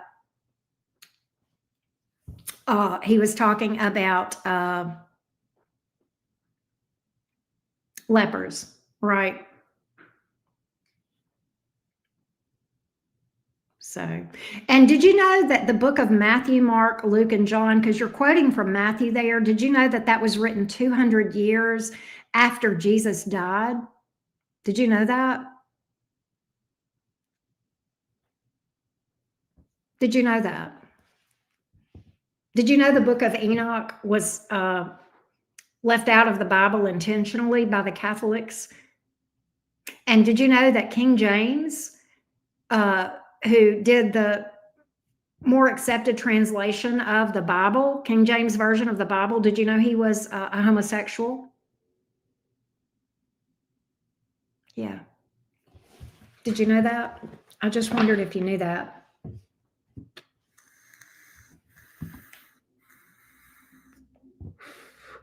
You don't support King James? Only the Lord, praise be. Yeah. So there you go. A little bit of history for you. But I wish you all the luck, Prof. Thank you for popping in. Nothing but love from me to you. Truly. All right. Back to what we were talking about. But the way to find peace and healing, shadow work. Shadow work, shadow work, shadow work. I can't stress this enough. Prof, I'm going to have to time you out because I'm having to have a conversation here from a lady who actually paid for my services. But, and you're distracting, okay? And you're wrong, and that's okay. But I wish you the best, okay? I really do. But it's actually disrespectful to come in and interrupt a conversation, and that's what you did. And Jesus was never disrespectful. All right. That being said, RK, shadow work, my love, is going to be what helps you. All right. Shadow work is going to be what helps you. You will find inner peace. You absolutely will find inner peace. I thought I never would. I thought I never would. And there were a lot of things in my personal dynamic, and it took not months, but years. It took not months, but years, RK. So that's why it's important for you to be patient and kind to yourself. This is a point in time where you need to ramp up meditation, grounding, getting out in nature, and self-care. I even have videos about self-care over on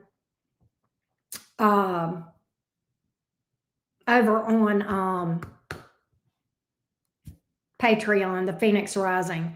I actually went and studied through, I think it was the World Health Organization's website, where I got a lot of my information for that video about what self-care is and what it is not. And it might surprise you to see some of that stuff. I would definitely recommend incorporating regular things to cleanse your energy as you are going through the shadow work. That is a very important time to do things like spiritual baths, cleanse your space, things of that nature. Breathing, breath work. That's an important one as well. Mindfulness.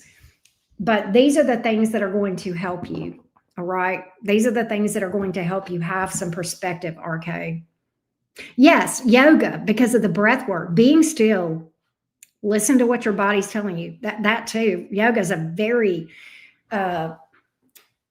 helpful way to deal with stress, pain, trauma, heartbreak. And, RK, it could very well be that what you're doing is not helping. And without, I don't really know what you're doing, but there are things that you can be told to do that will make your situation worse and not better. So definitely, there's some videos over there that I think would help you. Replaying memories is one that's a video that I think would help you. Replaying memories. And that is one that I think you should look at as well.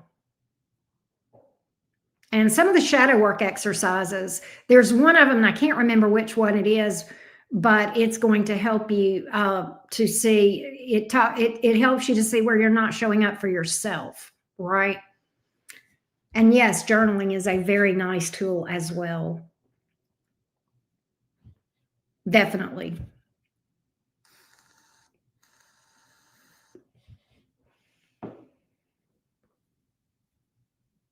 Yes. I like that, Brick Girl. It can settle your nervous system. And your nervous system is where that trauma is physically stored in your body. So Brick Girl's bringing up important points there. Right? So I hope that helped, RK. All right. Next up is Catherine. Don't isolate. Yeah. It's good if you have people around you that can be supportive. Getting out with family and friends. Yes, absolutely. Absolutely. Trista's right. Thank you for that, y'all. Brick Girl and Trista, thank you. And Sarah, thank you guys for chiming in, because you helped me think of things that, I wouldn't have thought of. And you brought different perspectives that I felt like were very helpful. So thank you, thank you, thank you. Thank you, thank you, thank you. All right. So let's go to Catherine. And I hope that helped, RK. I hope that helped you, love bug. RK, where are you still here?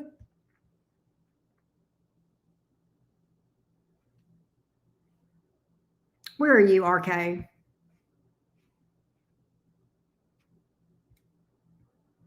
I'll tell you something I'm going to do, RK. If I'm going to email you.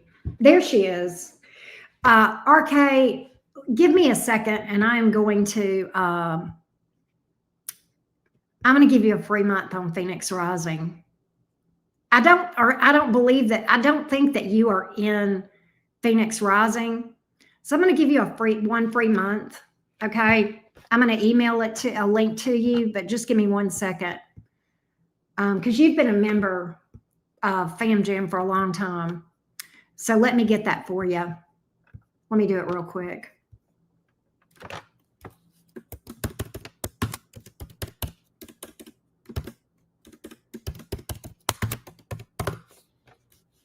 And I'm going to email it to the email that you put on.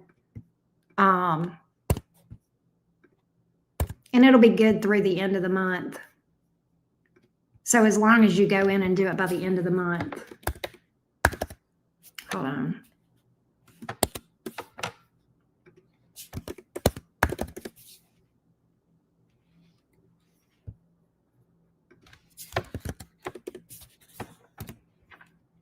All right.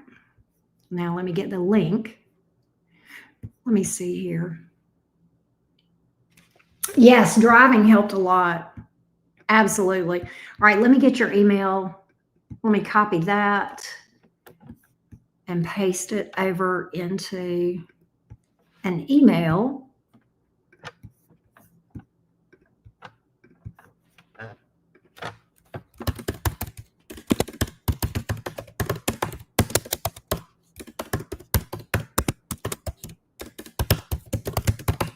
And all you have to do is follow this link. Hang on just a second.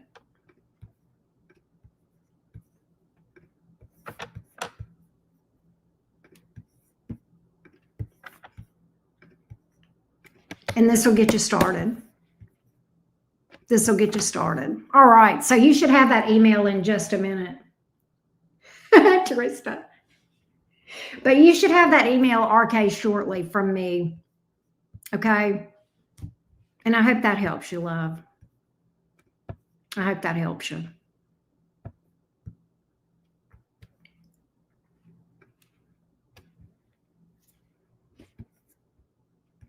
All right. Miss Catherine is up next. I hope that helped you, Catherine, to RK. Let me know.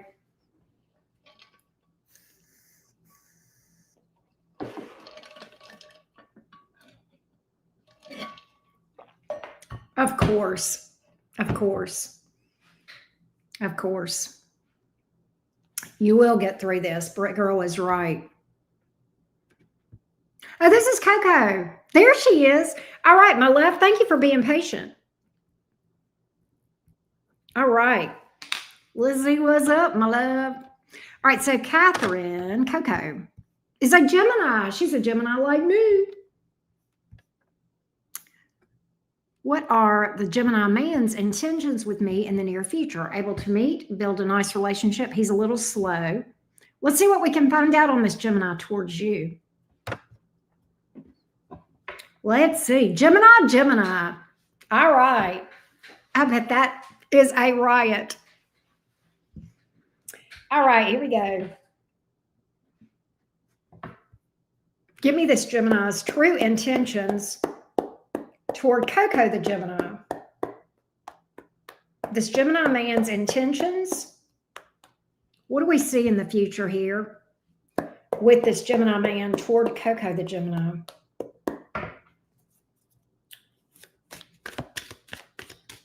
What do we see toward Coco the Gemini from this Gemini man in the near future? Intentions, actions, what can you tell me? Tell me what she needs to know about this Gemini.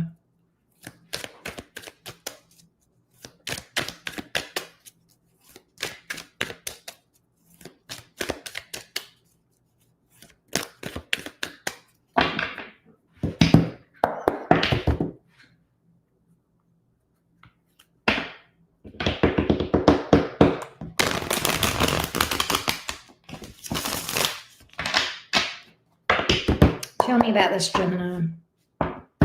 Gemini energy on the bottom of the deck. Magician card. So we're picking it up. We're picking it up. Give me this Gemini toward Coco the Gemini. Give me this Gemini toward Coco the Gemini. Gemini male toward Coco the Gemini, please.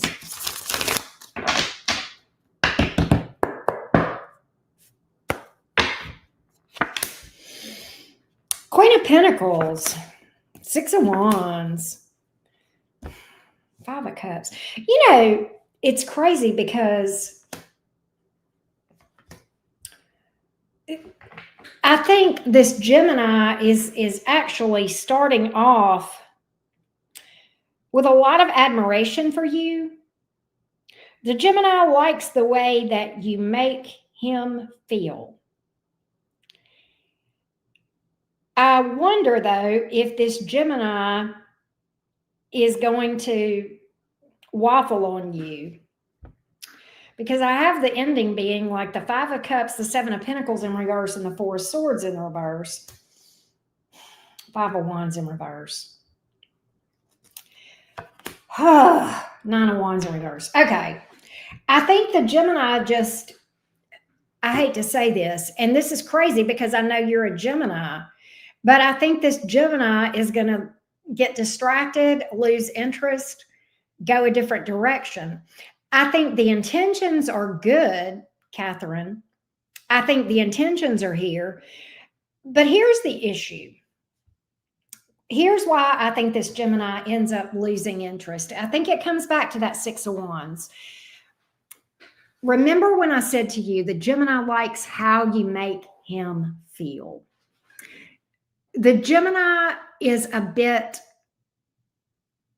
the level of investment that this Gemini offers, I think in general, not just towards you, but just in general, is kind of shallow. And it's more what this Gemini looks for in relationships is more about what you can do for me rather than what we can do for each other. Okay. And so a lot of times when things are, when things hit a lull, and they're going to, that's just relationships. When things hit a lull, or when you go through hard times or anything of that nature, I think Gemini is going to go wherever the excitement and the butterflies are, unfortunately. And I think that is what is bound to happen. I don't think that that's his intention. But I think the problem is, I don't think that he is emotionally very deep to begin with. I don't think he has a lot of emotional depth. I think he values you. I think he sees you as a very quality catch. He admires you and really does in many ways. So he knows that you are a special woman. But the problem is not you. It's that he doesn't have a lot to offer. Now, he could fix that with a lot of inner work, but he doesn't have a lot to offer, or he's not offering a lot. He's very shallow in his level of investment and emotional maturity. This is unfortunately not rare in Gemini men. I have known some good Gemini men, don't get me wrong, but yeah, I have known some. Britt Girl knows this firsthand. He has not a lot of time, actually. Yeah, and I mean, you know how Geminis are, and we're like this. I mean, all Geminis stay busy, right? But I think the Gemini just, yeah. And but now I will say this: if you could, and you are a Gemini, you might be able to do this. I'm not sure, Catherine. If you can deal with this person and not have a lot of expectations, you can have some fun. He's a work addict. Ah, okay. He might have a Virgo or a Capricorn placement like me. Um, so yeah, he's not going to invest a lot in a relationship. He's not going to invest a lot. He's just not.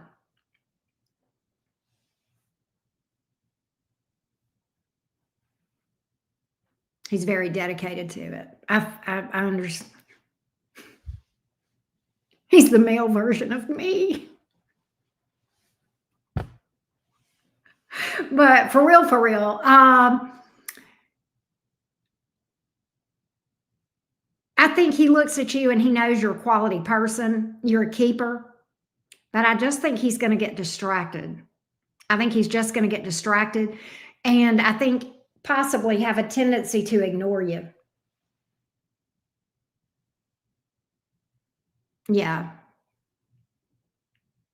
And that could be, but I do feel like that he and you could have a lot of fun. I don't see you getting heartbroken over this, but I just see him kind of pulling his energy back, getting complacent. Yeah, I have ADHD too, so I get that. I get that. I don't think he's a bad guy, but I just think his priorities are not relationships with what you've said and with what I see here.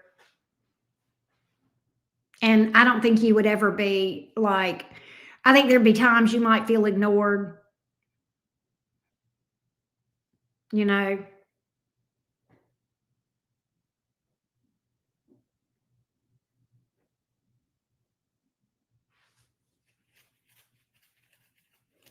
But I think there is a possibility that you would feel it. What could happen with the cards that I'm seeing is that you could feel ignored and um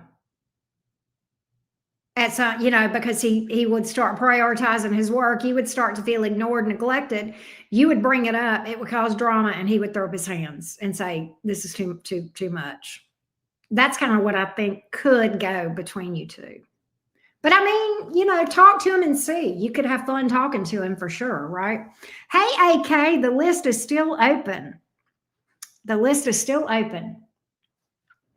But I hope that gave you a little bit of insight into this Gemini, Coco.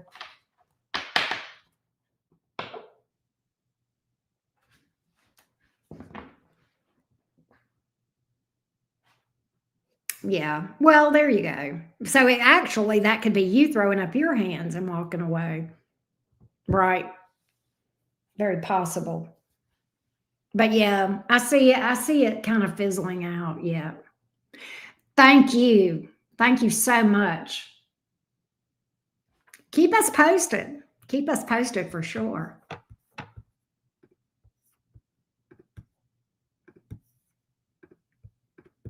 All right. Sarah, you are up next.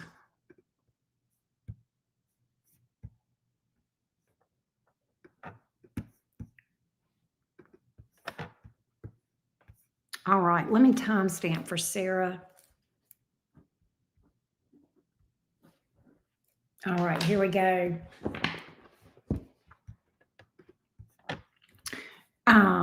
Sarah has two questions. She's asking about Jeremiah the Gemini. His intentions towards a long-term relationship, hidden intentions. Let's see what we can find out, Miss Sarah. Sarah, remind me of your zodiac sign as well. That gives me a little bit of, whatever.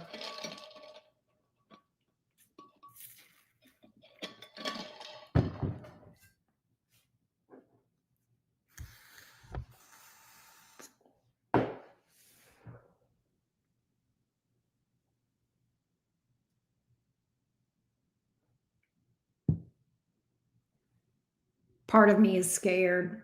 Eh.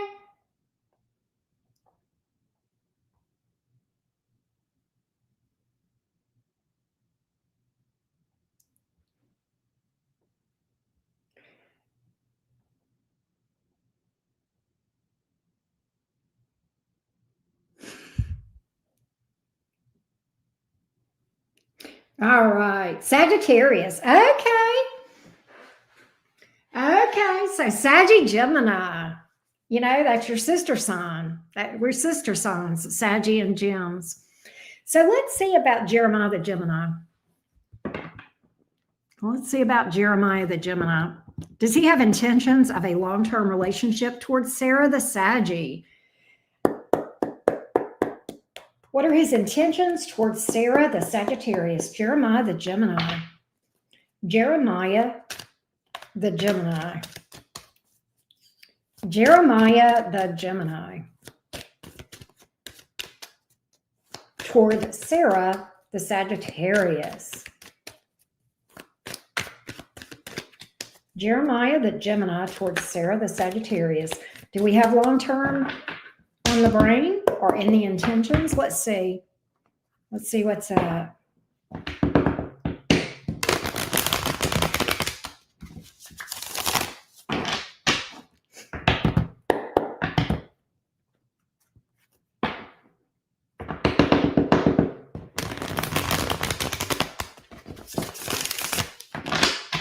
Hang on a second.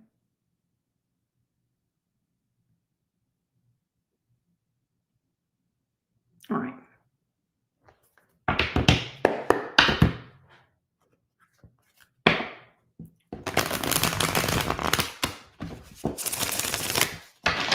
Don't talk to me about frogs. Three of Cups. Why is the Five of Wands in reverse? Two of Swords in the reverse. You know, Gemini definitely, oh, wow. Gemini finds you very exciting, very attractive, loves the vibe, loves hanging out.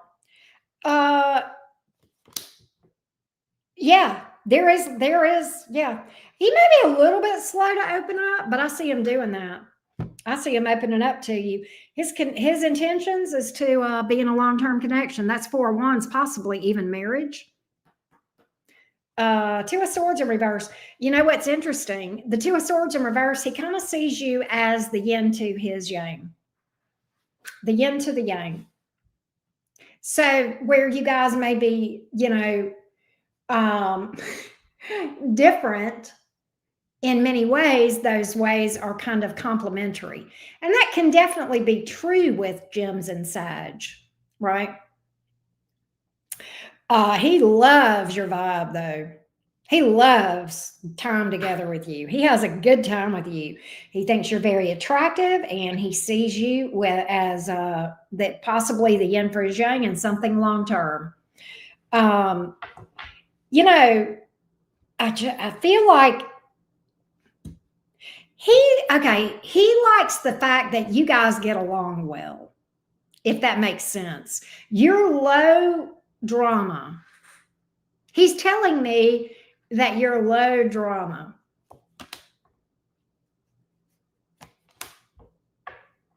And you've got his attention.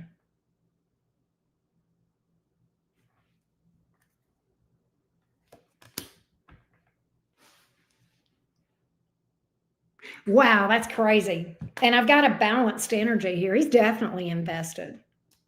He's definitely invested. But I think he's got long-term on the brain. Let's see if there's anything hidden that we need to know.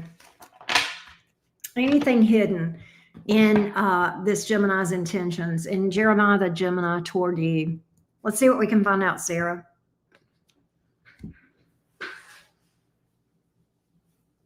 I never dated a Sag. I had a friends with benefits with a Sag, and that worked out great. You know, two non-committal whores. We were fine. Gemini and Sag, perfect friends with benefits, right?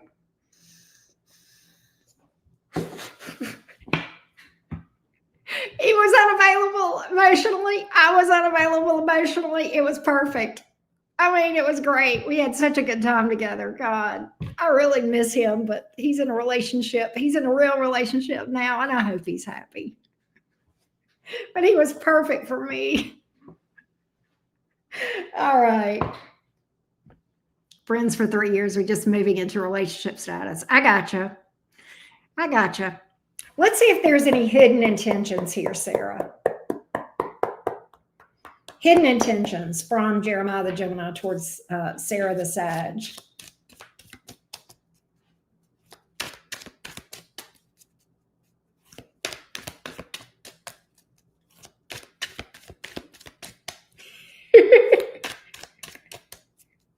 Don't feel called out.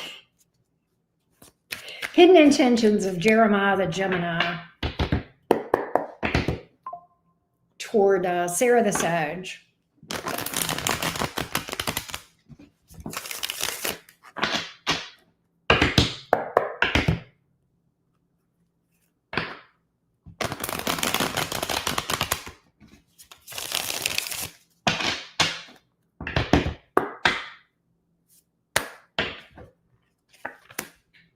There are none.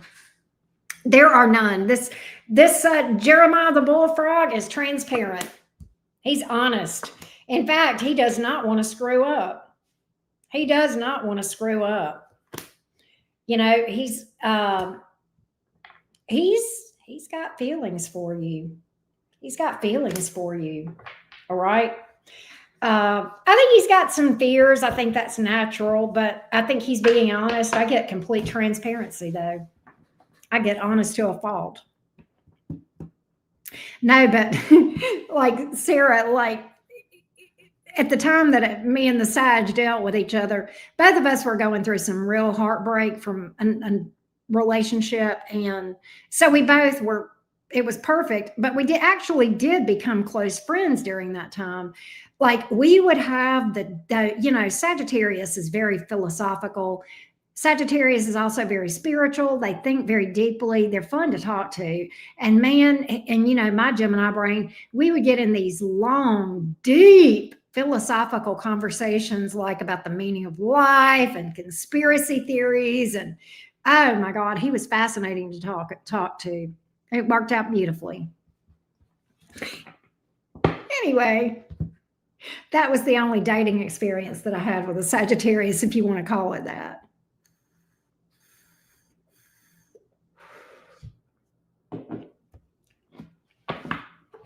But I hope that helped you, Sarah. I like the Gemini. I like Jeremiah the Gemini. Okay, and Natalia just look, Natalia, you're after Deborah. Let me update the list.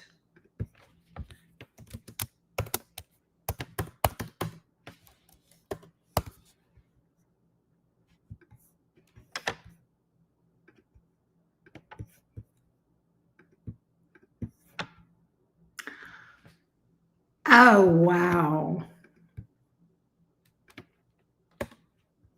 Wow, Sarah. That is really amazing. Yeah. I like that. That is so sweet. I love that.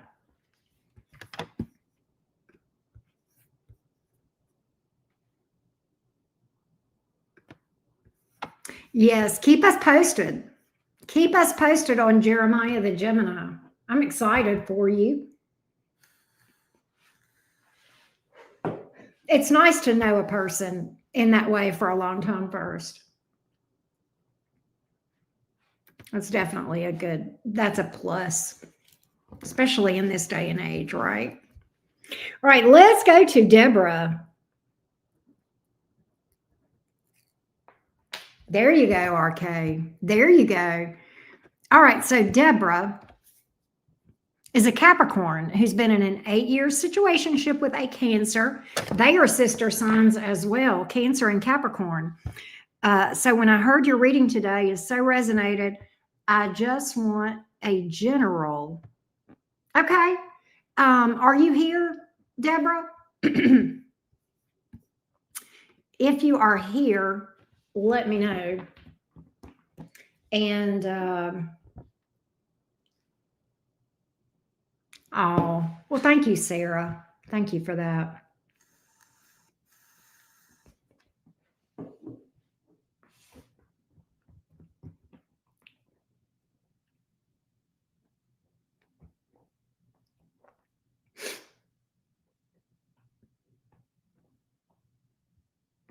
Yeah, real talk.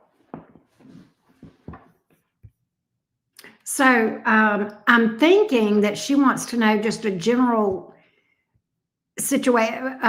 What are the energies around this situationship with the Cancer? That's what we're going to read about for Deborah. I wanted to kind of make sure I understood what she's wanting, but let's see if we can get a general vibe of this connection between Deborah the Capricorn and the Cancer. Deborah the Capricorn and the Cancer. Give me an overall vibe here. Give me an overall vibe. Give me an overall vibe of this connection between Deborah the Capricorn and this Cancer. This 8-year relationship, this 8-year situationship between Deborah the Capricorn and this Cancer.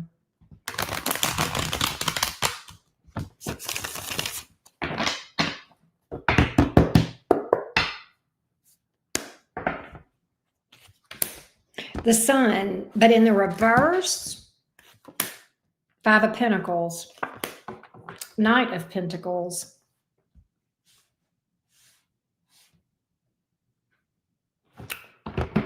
Give me more on this. It's definitely been rocky between you two. There's a desire, there's a mutual desire for stability, but it has been rocky. I'm going to go deeper onto the Cancer. I'm going to go deeper into the energies of this Cancer toward you and see what we see here. Give me this Cancer toward Deborah, the Capricorn. Give me the Cancer toward Deborah, the Capricorn.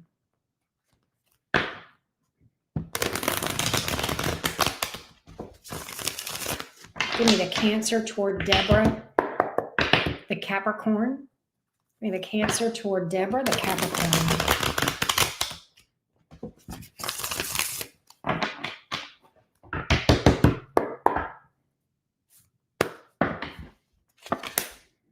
Nine of Cups, Nine of Wands in reverse, 6 of Pentacles. So I think that this Cancer kind of wants to leave things as they are. The Cancer really doesn't want anything that requires a lot of work and a lot of investment. He does give to this to a degree, but he wants his freedom. He wants his independence with this Nine of Cups here, and the Nine of Wands in reverse. He just wants something that's easy.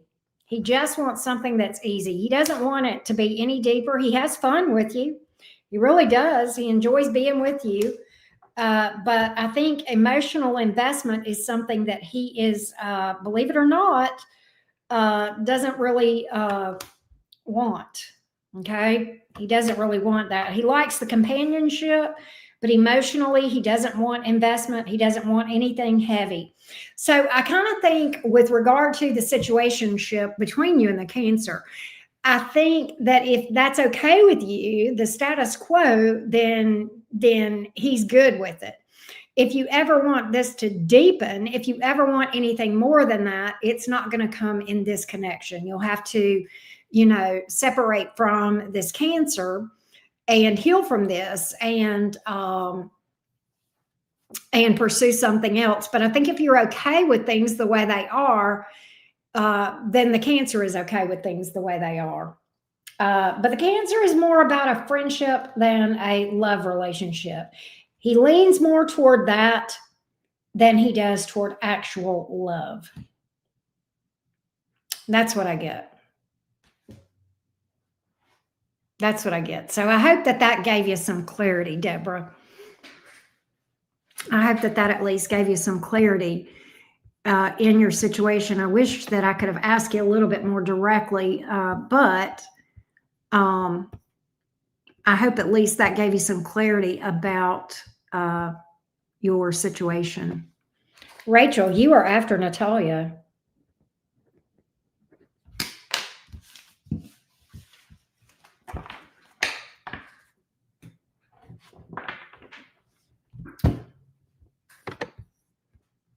All right, let's see here. Give me 1 second, y'all.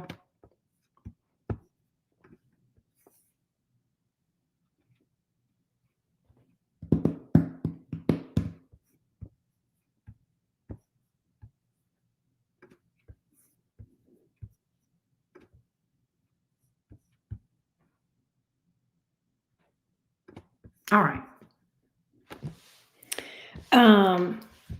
What's timestamp for Natalia? Oh, let me put Rachel behind Natalia on the screen.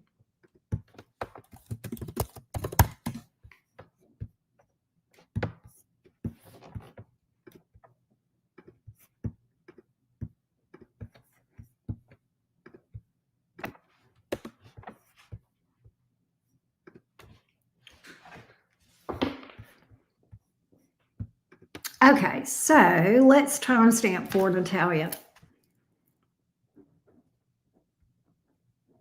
Here we go. Okay, so Natalia is asking about the Libra's current feelings toward her. This is AK, by the way. Okay, here we go. Give me the Libra's current feelings toward Natalia.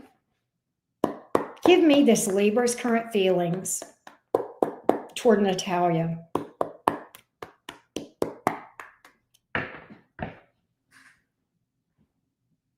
Oh, hey, Carolina. We got you. We did your reading earlier. So, and I think you'll like it. I think you'll like it. All right, let's see what we've got in this Libra's current feelings toward Natalia. Give me the Libra's feelings toward Natalia. Give me the Libra's current feelings towards AK. Give me the Libra's current feelings toward AK. Give me the Libra's current feelings toward AK. Give me the Libra's current feelings toward AK. Give me the Libra toward AK. The Libra toward AK. Give me the Libra toward AK.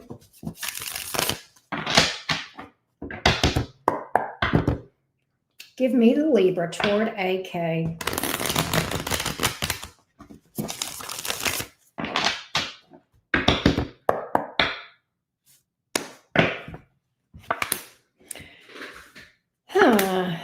The Sun is in reverse, the Nine of Cups, the Knight of Pentacles. There is investment from this Libra. I see this Libra taking a leap of faith with you with the Fool card here. It's just slow. Why is the Nine of Cups here? Ten of Cups. The love will grow. The love will deepen. I think the Libra does look at you as potentially being their wish come true. Libra is very attracted to you as well. I do get the love growing, and it feels like slow and steady. There is a deep connection between you and this Libra, Natalia. Very, very deep soul connection. This is going to deepen a lot. At least that's his feelings and intentions. He has love for you, and the love is going to grow. I am picking that up. Give me the Sun here. Here's the issue. There is a fly in the ointment with that sun in reversed, and I wanted to clarify that before I just, I do think the love will deepen. The fly in the ointment is this. In general, this Libra's approach to love is you can make them happy. You can complete them, and you can't. No one can. All right. This Libra is looking for happiness outside of themselves. Okay. We've got to realize that when we enter into a relationship looking for another person to make us happy, you're unhappy to begin with, right? And that's why the sun is here in the reverse. So I think that could be a fly in the ointment. That could be a fly in the ointment. But I do see this Libra having the best of intentions, having feelings for you. And I think as long as this Libra can figure out how to find love within themselves, then it'll be it's an opportunity for something healthy. But that could potentially be a fly in the ointment. That's the only thing that I see. I do like the Libra. But I think this could be a challenge, this one part of it, if that makes sense. So that's what I've got as far as the Libra goes, Natalia. And I hope that gave you some insight into this Libra's feelings, their intentions, and any potential challenges. I hope that helped you.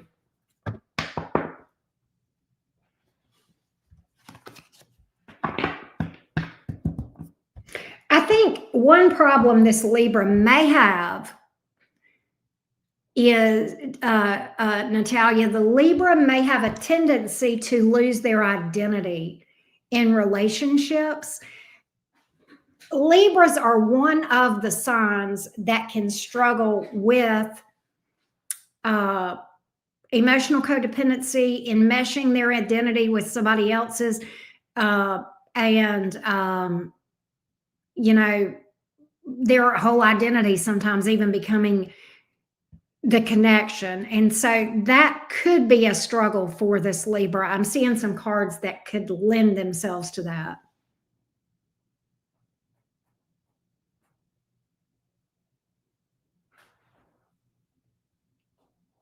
Would it still be the same if he didn't see that from me and still go for me anyway?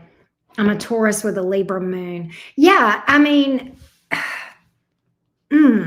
I don't know if I know what you're asking, if it would still be the same if he didn't see that from you. I'm not sure if I know what you mean, see what from you. I do see him having the intention to come towards you for sure.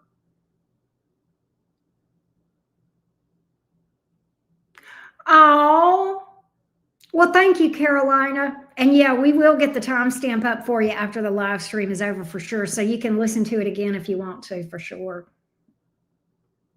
But I'm a little bit confused. You get it? Okay. You are welcome. You are welcome. Okay. I'm glad that helped you, love. I'm glad that helped you.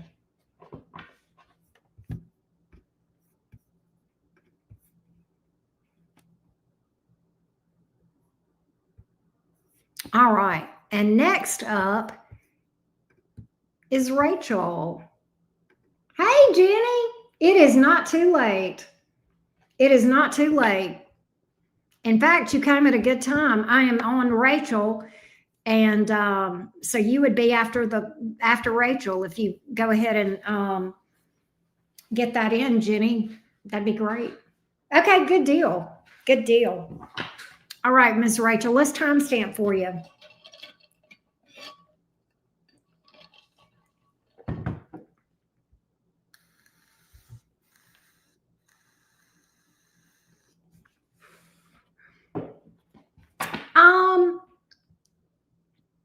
Not necessarily.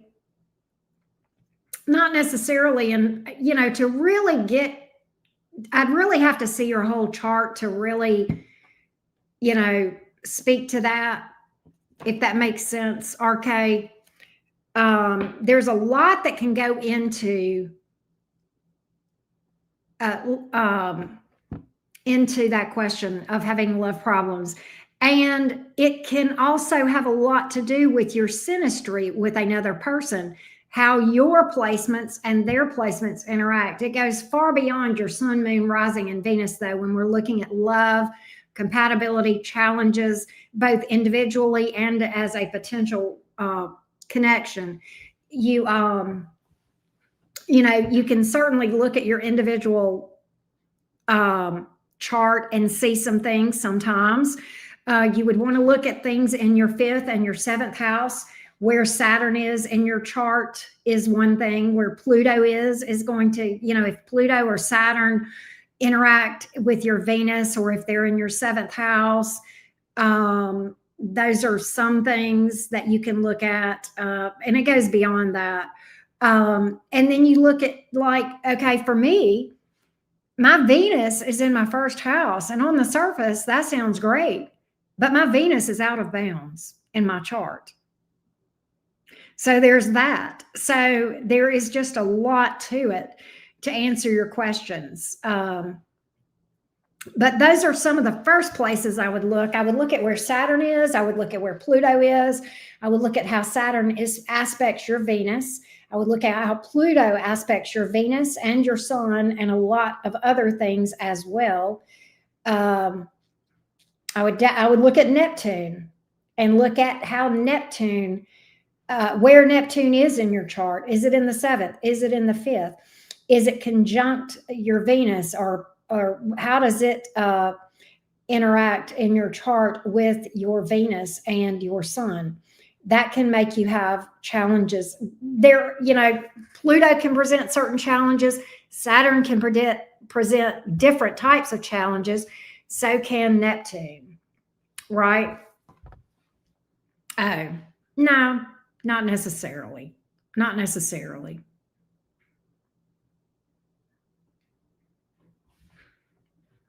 No. And it's just as much or more about the house than it is the sun.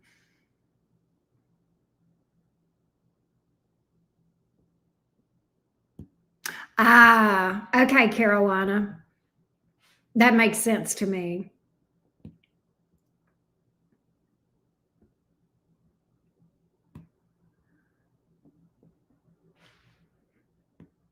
But no, I hope that gave you some clarity. All right, Miss Rachel, let's read for you. Thank you for being patient, Rachel.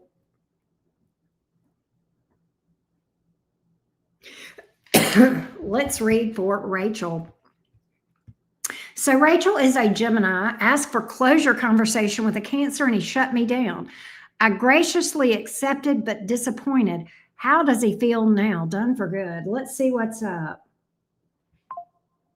Let's see what's up. I got it, Jennifer. I got you, Jenny. Good for you, Carolina. All right, so let's see how this Cancer is feeling toward you now, Rachel. Give me, hey, Sash, I am still taking questions. RK, remind me to tell you something about that comment, RK, but I want to read for Rachel first. Let's get the Cancer toward Rachel, the Gemini. Let's get the Cancer toward Rachel, the Gemini. Give me the Cancer toward Rachel, the Gemini. Give me the Cancer toward Rachel, the Gemini. What's the Cancer feeling right now? What's the Cancer feeling? And sometimes Cancers will shut down instead of wanting to face those confrontational questions, right? Does that make sense? And look, Cancer energy can be beautiful, and I've got a lot of Cancer in my chart as well. So, but it's a challenging placement. Cancer is challenging.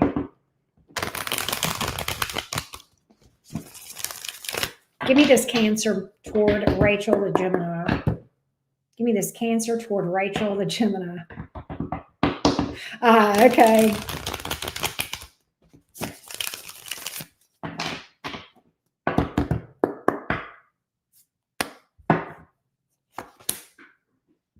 the Emperor, Seven of Pentacles in the reverse, Hanged Man. So here's the thing. Cancer had this thought of, and I'm not sure this is true, but I'm just telling you from the Cancer's perception how he sees things. One, he likes to be in control of his situation and in his circumstances, the Emperor here. And to open up about what's going on, it's almost like there's a bit of guardedness here. Okay, the Hangman. Let's talk about the Hangman. Many times the Hangman can be talking about putting yourself in another person's shoes, empathy. And that's a beautiful energy, but it can also be painful when we realize how we hurt others, right? And I think the issue with this Cancer and why this Cancer shut down is they don't want to face how they broke your heart, this Cancer, because it would be painful and they don't want to experience that pain. Yes, yes. And he kind of feels like it would be a waste of time with the Seven of Pentacles. Like, what's the point of doing this anyway? If that makes sense. That's kind of his energy. All right. And I never really thought of it that way. I never really saw things in this light before, but I think sometimes when Cancer shuts down, maybe that's why. Because let me say this, Cancers feel very deeply, very deeply, very deeply. And it hurts, it hurts them on a whole different level to feel pain. Now, is it fair? No. He's running from taking responsibility and having to face the pain of what he's caused. Okay, so it was a chicken shit move. So I'm going to call him out, but I'm also going to tell you why he ran from this. He didn't want to feel the pain that you were feeling. All right. He just didn't want to face that. He didn't want to see that he had caused someone pain. Right. And I get that. I get that, Rachel, but I will tell you this. Real closure, if you really want to know the truth about closure, I'm going to get, yeah, I definitely picked that up, the avoidant energy. I will tell you something about closure that I learned in my own journey. Ironically, from my own experience with a Cancer male.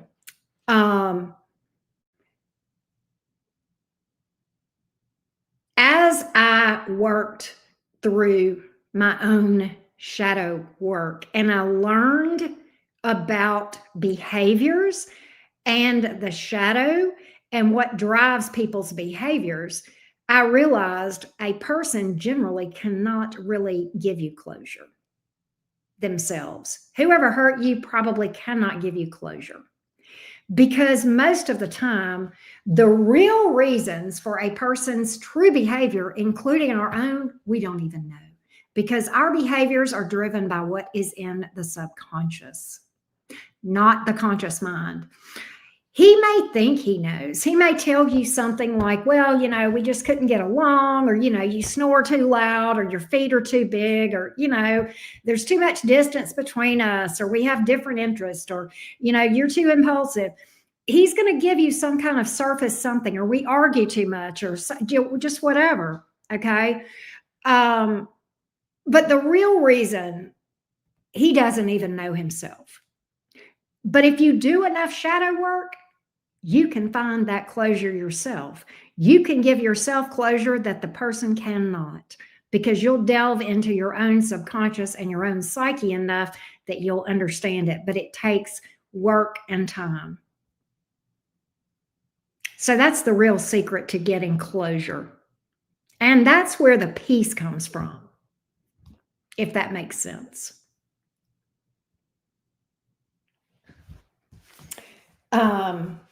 So I hope that that helped you, Rachel. I hope that that helped you, love.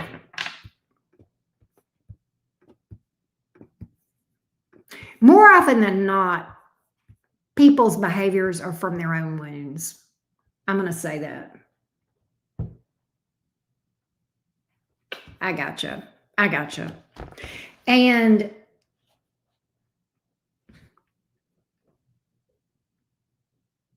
oh, Carolina, congratulations.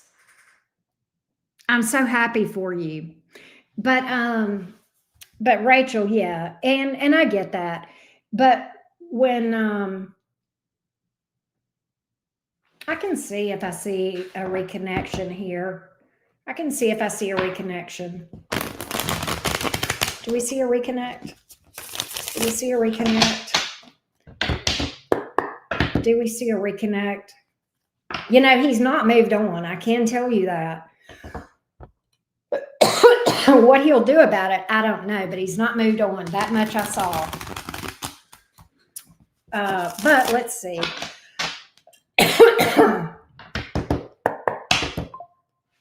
Let's see. Let's see what he's going to do about it.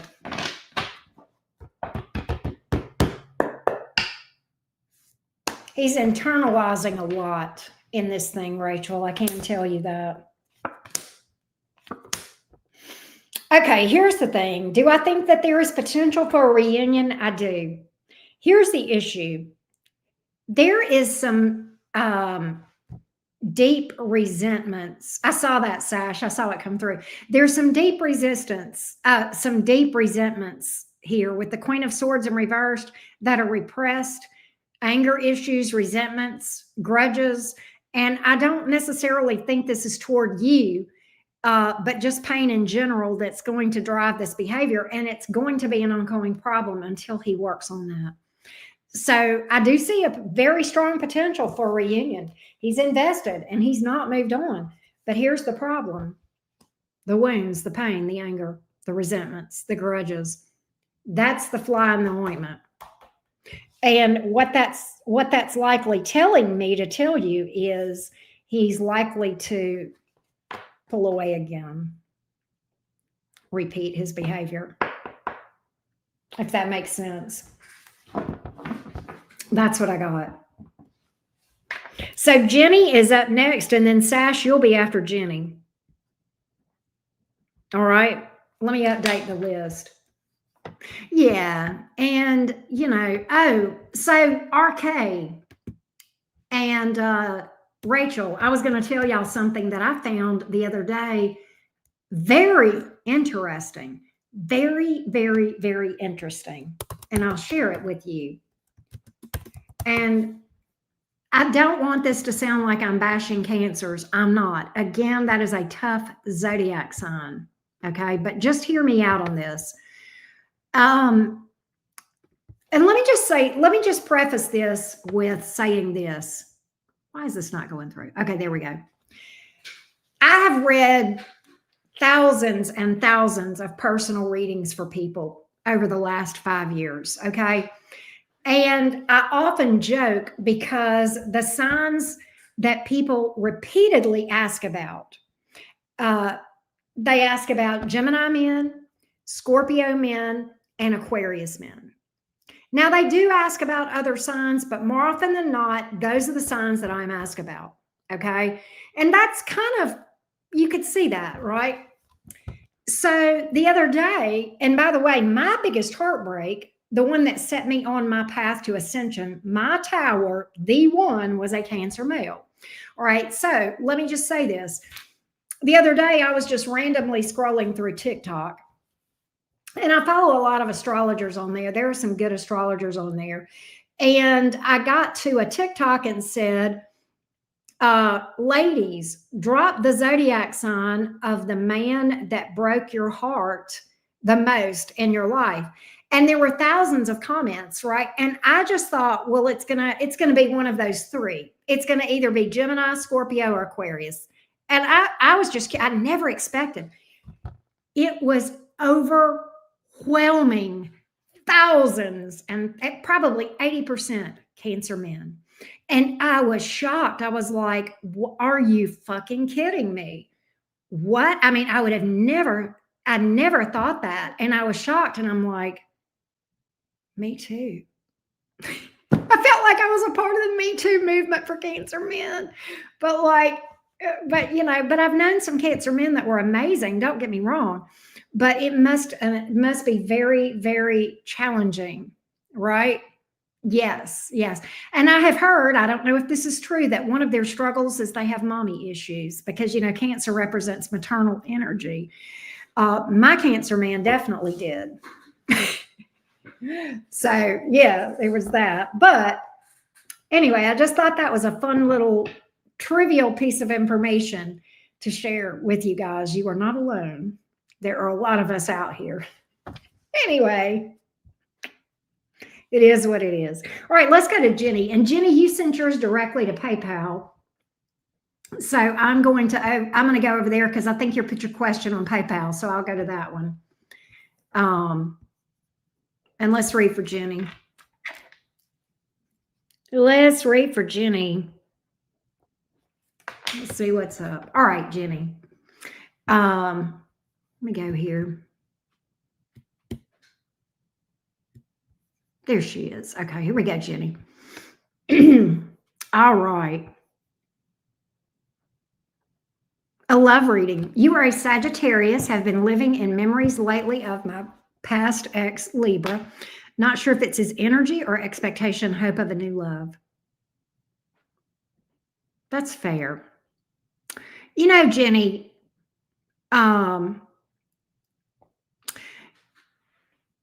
it's not just Mercury that brings back memories when it retrogrades. Yeah, not all Cancer. Yes, Carissa, thank you. That's right. And it may be all of these retrogrades that is bringing this up in your energy. Possibly. There's a lot of retrogrades between now and actually the first of the year, like 6 planets, okay? And Chiron. And Chiron is definitely, it's an asteroid, but baby, it's a major player in the sky. All right. Nonetheless, it could also be bringing things up in this Libra's world as well. So you may be feeling this energy because Libra's feeling this energy. So we can approach this a number of different ways, Jenny. We can look at the Libra towards you. We can see if there's new or something of that nature. Let's see if this Libra is reminiscing about you. Let's do that first, Jenny. And we'll see if that's where this is coming from. Because this stuff can come from a number of different ways. Often it's from someone thinking about you, but not always. But we're going to find out. Give me this Libra toward Jenny the Sag. Give me this Libra toward Jenny the Sagittarius. Give me this Libra toward Jenny the Sagittarius. Give me this Libra toward Jenny the Sagittarius. Give me this Libra toward Jenny the Sagittarius.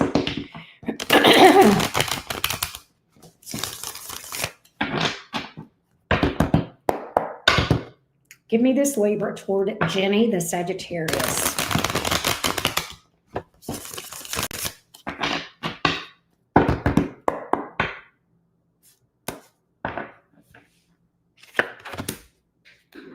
Strength card, 10 of Cups. You're not crazy. Libra is definitely, in fact, still in love with you. Holding back from doing anything. Actually considers reaching out to you. I'm not sure that he actually will because I have the Strength card and that's kind of trumping everything. The Strength card is often represented. It can mean that somebody is kind of internally battling and there is a battle. This person thinks about reaching out to you. This Libra thinks about reaching out to you, but doesn't. Okay, that's why that's here. But there's curiosity of what's going on with you for sure, and curiosity of what your reaction would be if the Libra were to reach out. Wow, Four of Cups in the reverse on the bottom of the deck, Six of Cups. He is thinking about you. Yes, yes, yes. To clarify that Ten of Cups, he absolutely feels like he lost the best thing ever. That's the fumble card when the Four of Cups is there in the reverse. The Six of Cups is a card of reminiscing, thinking about the good times. That is also a soul bond. Did you guys have children together, Jenny, or did you talk about it? Or was there something about his children or your children? Or what? Tell me if there was something around children, Jenny, because I'm kind of picking up on something about that.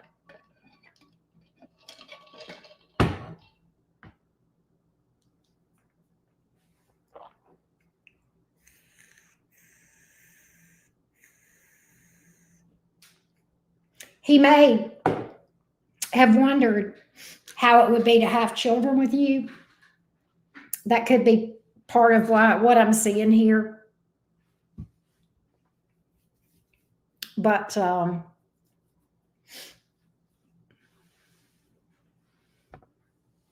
Juanita, how are you, love? But let me know, Jenny, if that gives you some clarity. You're not crazy. This Libra is thinking of you. This Libra is still in love with you. I helped him with there it is. I helped him with custody to reunite him and his youngest daughter. Every time he looks at her, he sees you. Like, and I know that sounds weird because I know you're not the biological mother, but that's, and there's a good relationship there that I'm picking up. I will tell you that with that youngest daughter. And what's interesting is I think he gives you creds for that, for the help with that. Ah, okay. Yeah. Yeah. He thinks about that bond that you had with those children.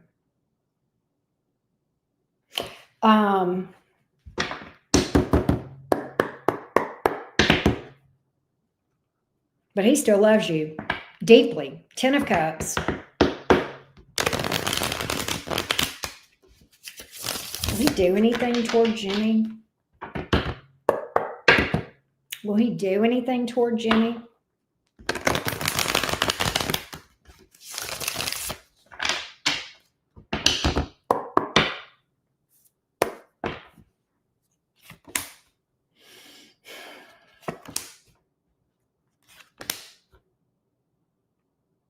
I don't think he will, but you know what? You're going to pick, I hate to tell you this, Jenny. You're going to feel his energy from time to time. And that's okay. Does that mean that you won't love again? No, not at all. But you have this bond with him. You have a deep soul bond with him. And it's kind of like he's very, it's like he's very quietly in the background of your existence, if that makes sense. I'm having a hard time explaining it. I see it in the cards and I feel it, but I'm having a hard time putting this into words, Jenny. He's stealth. He's very quiet. He's in the background and he's hidden, but he's there. I don't know if this is making any sense to you, Jenny. I'm trying to put these cards into words. Seven of Swords, Eight of Pentacles, the Lovers. It's a very deep connection.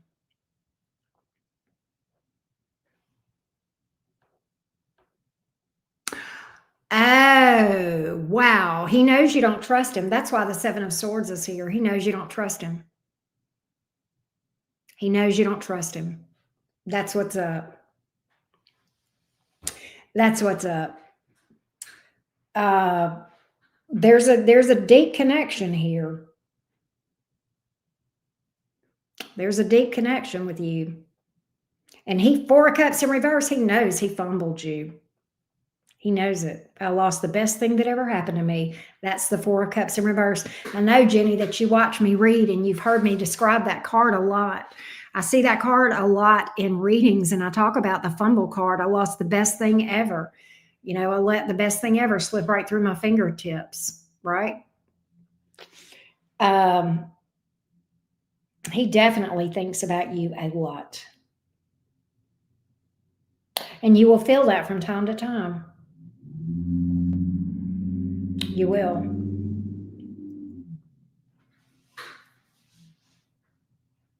But I think you can make peace with it. In fact, I know you can, Jenny. I know you can. You can. Hey, Summer. Oh, you're fine. Absolutely. You can definitely put a question in, Summer. But Jenny, let me know if this gave you some clarity. I don't see him reaching out to you because his main issue is, because the first card that came out said, she doesn't trust me. God, Jenny, I feel this. I mean, I feel like I could cry right now. Hey, Juanita. Yes, I am still taking questions. If you want to put a question in, you definitely can get on the list. And I'm reading for Sash right now. And then Summer, I guess you'll probably be next. And so, Juanita, you can definitely get on the list if you want. God, Jenny, I could cry. I mean, I swear to God, I just want to get in the floor and cry. That's the thing about reading with these on these connections, y'all. There's so many times that I read for y'all, and I literally feel like I'm feeling your feelings on both sides. Like I felt the Libra as much as I feel you, if that makes sense. And my heart hurts for both of you. Oh, Carolina. Well, you have a peaceful sleep, my love. And I hope all the best with the vet check with your fur babies. You know, I love cats and dogs. So big hugs to you, Carolina. And I'm glad that gave you some peace of mind. Thank you, Jenny. Thank you so much. I appreciate you. As always. All right, Sash, you are up next. Let me timestamp for Sash.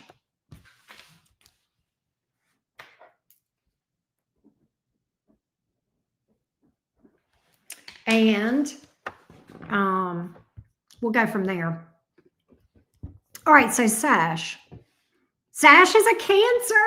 Y'all, we have a Cancer guy. I'm just picking on you, Sash. All right. All right, so Sash. Sash is a Cancer, wanting to know how the Aries feels. He's been hot and cold. Can you please help with some divine guidance, dating advice? Summer, I got yours. You'll be after Sash. Let's see what's going on with this Aries. He's been hot and cold. Let's see what we can find out for you, Sash. What's going on with this Aries towards Sash the Cancer?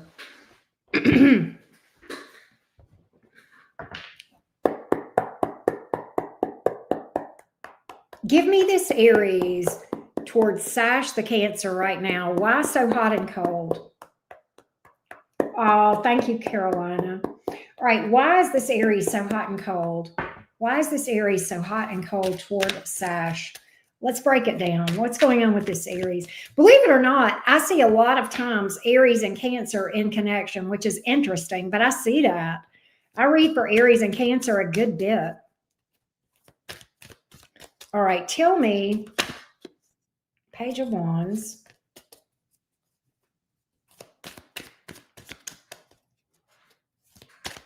Okay, girl, I got you, Summer. Give me why this Aries is hot and cold toward Sash the Cancer. Give me why. What's going on with this Aries, please? What's going on with this Aries?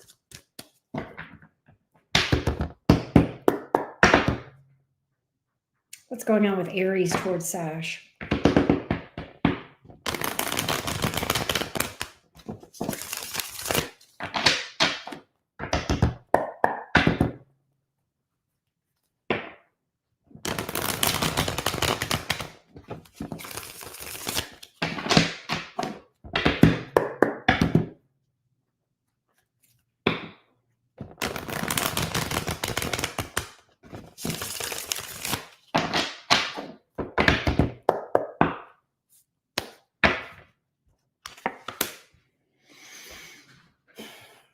Ace of Cups in reverse, definitely holding back. Eight of Wands in reverse. Chariot in reverse. Why is the energy so stagnant between you? There's a lot of stuck energy here. He's definitely holding back. Give me the Ace of Cups in reverse. Okay. Strength. Okay, this is what's crazy. I think that emotions are a challenge for this Aries, all right? And I even got a little bit of that when that Page of Wands flew out as a jumper when I was shuffling. You know, you guys are similar because you're both cardinal signs, but you're also very different. Cancers feel very, very deeply. Emotions and Cancer is just like it's just like hard to separate the two. And Aries is more of like, impulsive, lighthearted, straight to the point. They're not much on deep emotional expression and possibly emotional vulnerability, if that makes sense. And I almost wonder, yeah, the Aries is attracted to you. All right. Aries is attracted to you. And I don't think the Aries is really going anywhere. But I think that when it gets to those deep feelings, those deep emotions, this Aries is like, what? I don't know if this makes any sense to you or not. And I think that's the obstacle. I think that's why things are stuck with you guys, with the Eight of Wands here in the reverse and the Chariot in reverse. I think that you guys have a hard time. I'm going to come up with a new term, with emotional communication. Maybe your love language is different, possibly. All right. And it's not that Aries don't have feelings. They absolutely do. Every zodiac sign has feelings, but the way that they emotionally regulate, the way that they emote and they express those emotions can differ. Okay. And sometimes, and I'm going to put myself more in the category of Cancer for purposes of this discussion because my Venus is in Cancer. Okay. So I kind of know how Cancers love because I love like a Cancer. Okay. And you and I both know that the emotions are just really, really, really heavy. And a lot of times people that are very air and fire can feel overwhelmed by that emotion. Okay. Because, and look, I'm water all the way. I know I'm a Gemini sun and rising, Sash, but I've got a grand water trine in my chart between the 4th, 8th, and 12th house. Those are the waters. And so the water houses. And so I understand how deeply water signs can feel and how overwhelming the emotions can be. And so I think that your issue with this Aries is, I think this Aries is into you, and clearly you're into the Aries. But I think when this Aries starts to feel that floodwater of emotion, okay, if you will, I think that it's a little bit overwhelming and a little bit off-putting to the Aries. I don't know if this is something that you guys can work through or not. I would definitely, that's funny. Your Venus is in Gemini. Hey, Alter Volva, how you doing? But at any rate, I think it definitely would require some open communication and really get into some depth. And you might lose Aries on that. Aries, they're very brief in their communication. They're straight to the point, and they just don't like getting into those deep, deep, deep waters, right? But you could definitely try. You could definitely try, if that makes sense. But that's what I see. I think that's the issue here between you two. I think that's the issue. If I'm getting, I think there's a great divide between you two. I think the Aries looks up to you a lot, has a lot of admiration and emotion for you. I see that. But at the same time, I think that's the challenge. So you had asked for some divine guidance and advice. So let's see this. Let's see what would happen if you and Aries really tried to work through this gap, this divide. Let's see what would happen if you were to try to bring this up in conversation.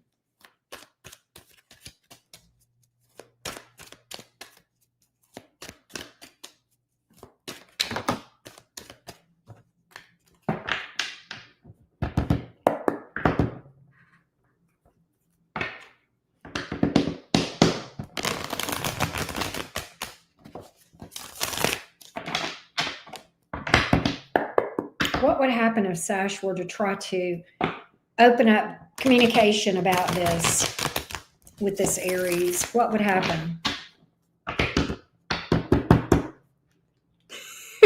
Ultra vulva. We do. Geminis have big hearts.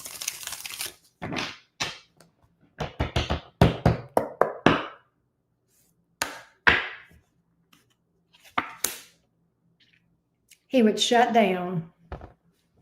He would shut down. Page of Wands in reverse. He would shut down. So I'm not sure opening up to him is the best way. Hey, Buzz, I'm not sure opening up to him is the best way.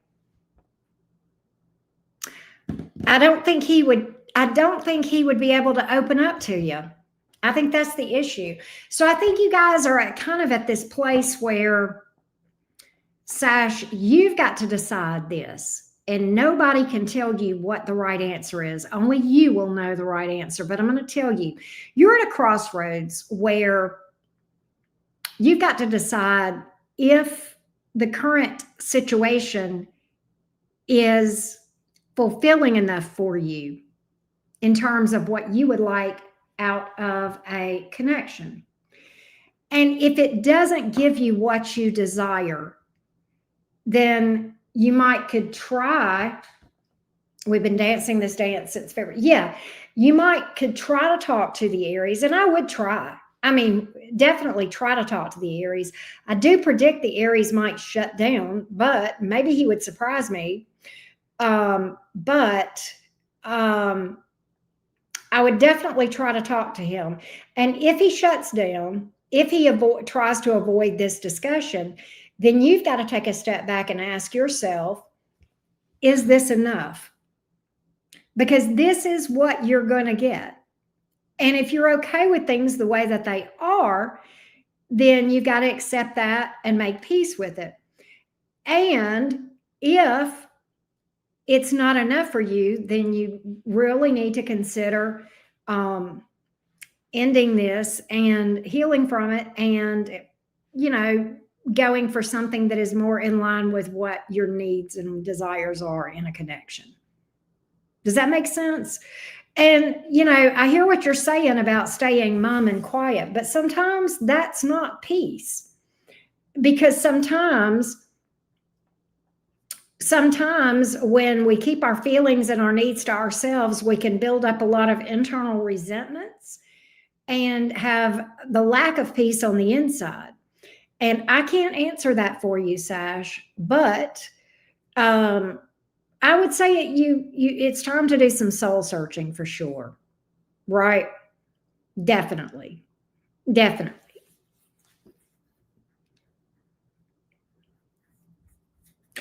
I would think, and I don't know, I would think it would be difficult but I'm going to leave that to you. I'm going to leave that to you, if that makes sense. So I hope that gave you some clarity, Sash. You'll have to let me know. And thank you, as always, for booking with me. It's always an honor when you guys reach out to me for readings. So thank you for that. Thank you, thank you, thank you.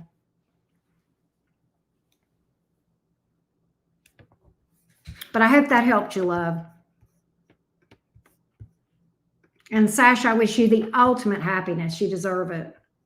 Yes, absolutely. Absolutely. All right. Yes. That's a lot. That's a lot to carry, Sash. That's a lot. And you know, in your defense, Cancer is a very, very difficult zodiac sign. There is just a floodwater of emotion, and you're ruled by the moon, which the moon is the fastest moving planet, or celestial body in the sky. And so there's this constant shift, and Cancers have the reputation for being moody, and it's because the moon moves so fast from one zodiac sign to the next every couple of days or whatever.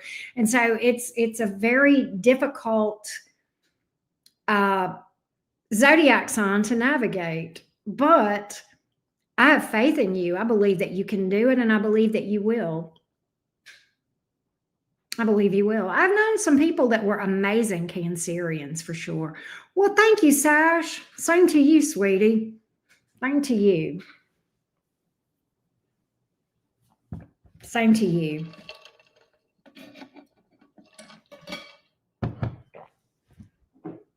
And I know, look, let me tell you, that Cancer in Venus that I have, she can be cray cray. Oh, my Lord. Whew, that's a lot to navigate. It's a lot. It's a lot to manage. And I have a Capricorn moon, so it makes it really difficult for me to regulate emotions. It's like I go, emotions? Oh my God, why? Waxing moons be stressful. Really, Ultraviolet? Well, it's interesting. You're a Capricorn. Cancer is your sister sign. You guys have more in common than you can imagine. I always say Capricorns have the heart of a Cancer. They just have a hard time expressing it. But Capricorns feel so deeply. Oh my God. Unreal. Unreal. But people think that Capricorns don't have feelings. Oh, they absolutely do. That is a very misunderstood zodiac sign right there.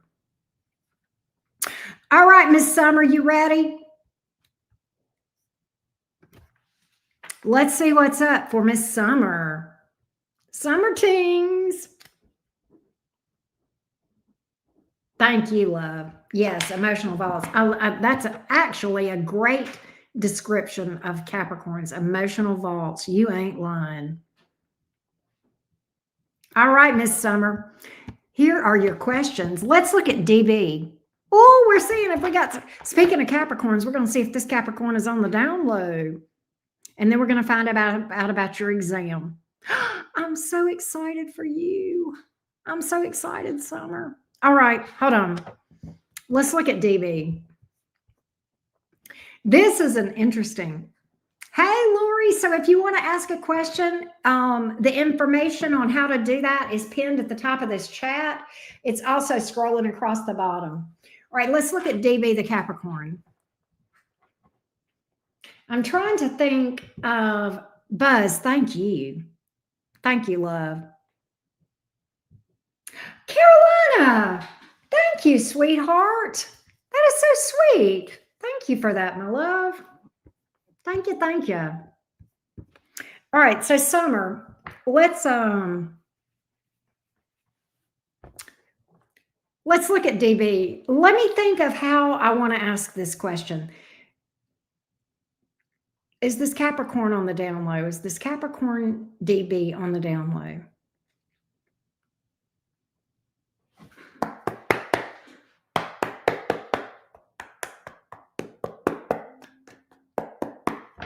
Is this Capricorn on the down low?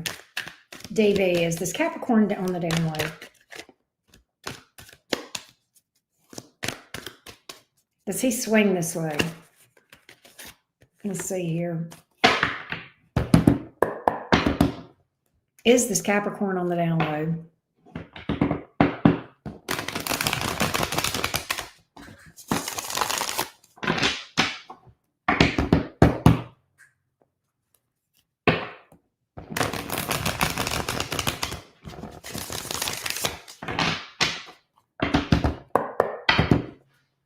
Is this Capricorn on the down low?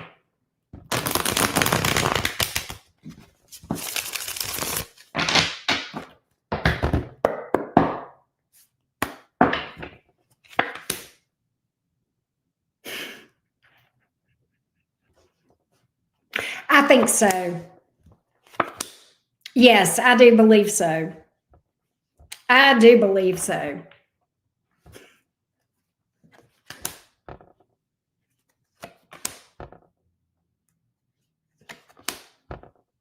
God.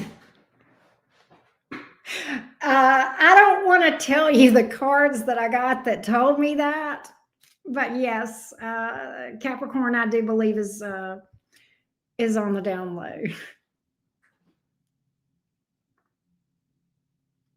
He tries to keep it hidden too. That's another thing, and that's of course down low. Yeah, but he definitely tries to keep it hidden, but it's here.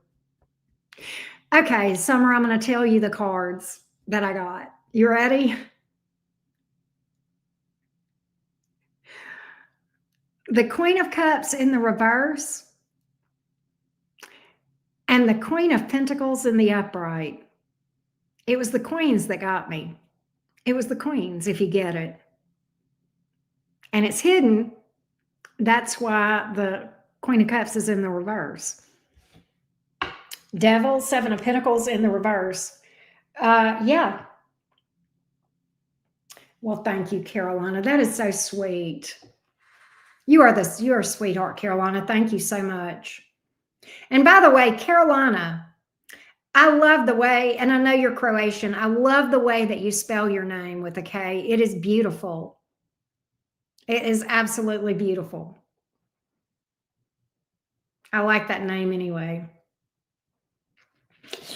But yeah, that's what I got.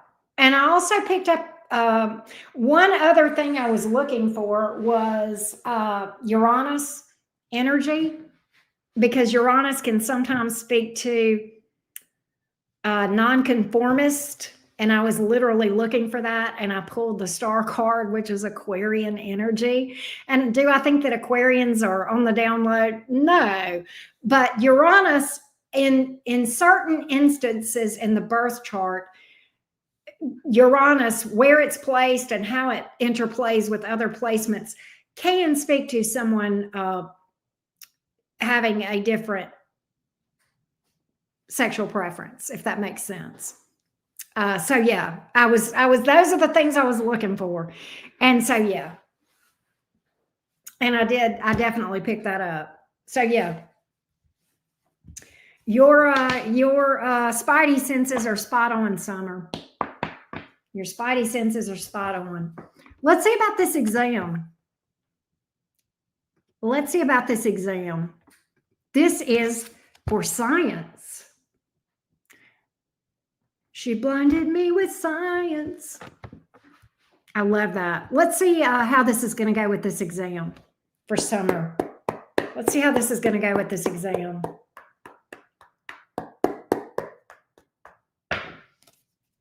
How is this going to go with this exam for Summer? This exam, teacher's exam for being a science teacher for Summer.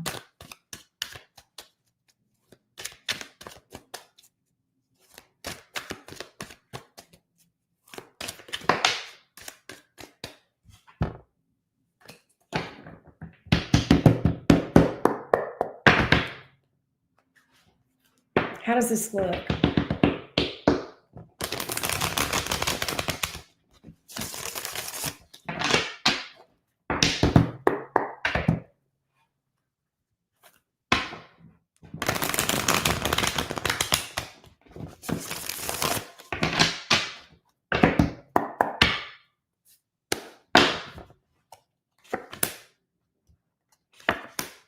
Hell yeah. Nine of Cups, Wheel of Fortune, Two of Wands, hell to the yeah. My girl gonna go. Get it. The Star card, remain optimistic. That was on the bottom of the deck. Nine of Cups, that's a wish granted. Nine of Cups, wish granted, wish fulfilled. Wheel of Fortune, in the upright. You're on the right track. Good luck. Two of Wands, lots of potential. Page of Pentacles, hell yeah. You know who this is? This is your students, and they're in the upright. And by the way, Summer, I did not remember, I don't know, you may have told me this before, but, and of course, my child is 20, okay? But you know, I'm a mom at heart. Like, truly, my favorite job is being a mom. And as a mother, for someone to feel the passion to teach, especially in today's world, on behalf of all the mothers that you touch their children's lives, thank you. Thank you, because you're going to do great things. You're going to do great things.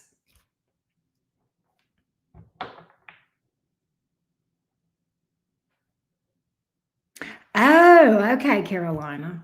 Okay. So, yay. Oh, can I tell you something real quick, Summer?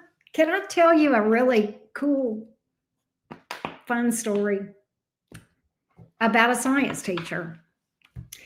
My daughter, when she took physics, it was very difficult for her, okay, in high school. Very, very difficult. She really, really struggled. And that teacher, now she didn't give her anything. She did not, you know, she made her pass. She made her do the work, right?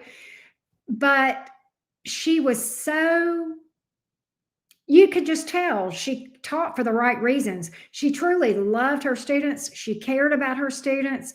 And she just, and like I had, as a parent, a really good relationship with this woman. And I'll never forget her. I'll never forget this woman. And she really was a game changer in Abby's high school years. And I'll never forget that. And she was just a gem of a person, just amazing.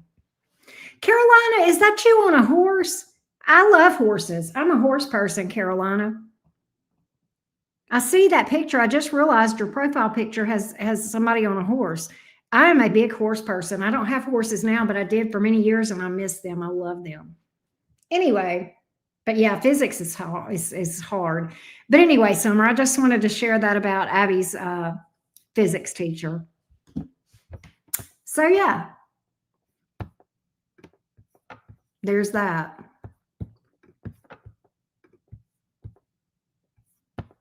All right, and we have somebody else just booked. Who was it? Lori. Lori is up next. All right, Miss Lori. Oh, really? She has like 10. Oh, that's awesome. I love that. I love that. All right, Lori, let's read for you, my love. All right. So Lori asks, will he come back? All right, my love, let's see what we got. Hey, Lori, if you are here and you don't mind giving me your zodiac sign and possibly his zodiac sign, that would be great. And we'll see what we can find out for you, okay? Let's see what we can find out for you.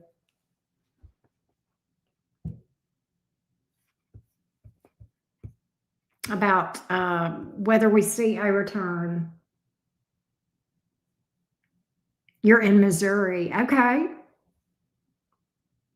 I love horses. They are just so amazing. So amazing.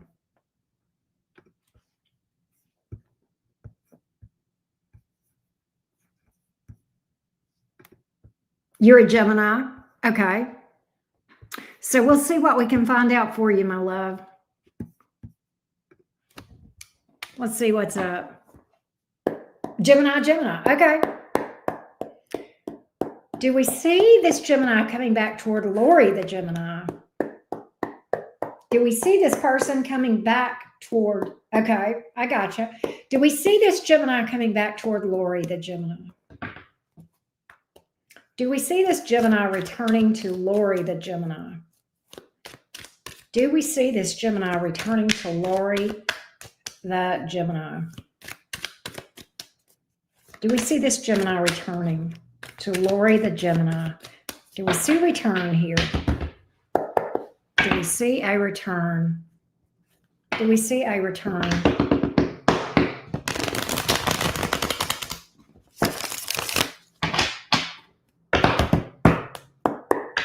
Do we see a return from this Gemini towards Lori, the Gemini?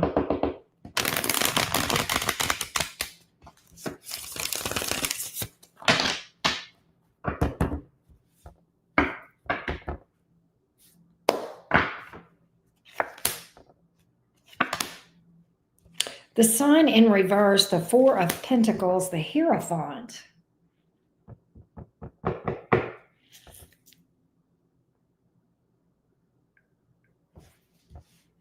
You know what's crazy is he feels like you're his person, but he holds back from coming towards you.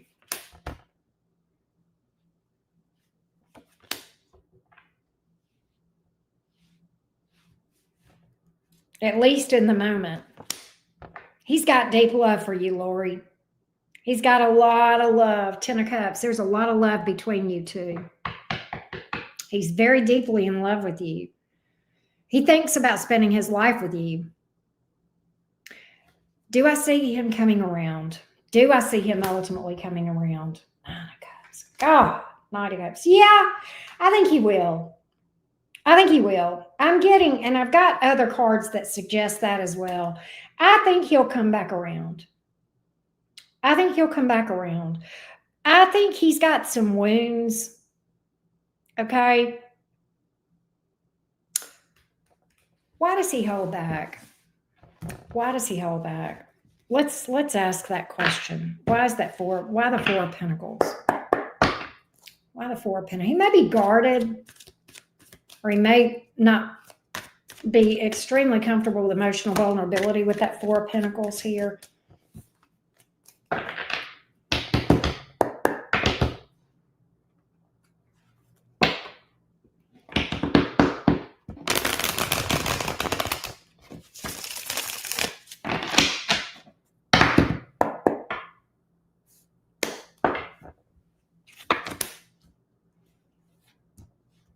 He is guarded. He is guarded. He has oh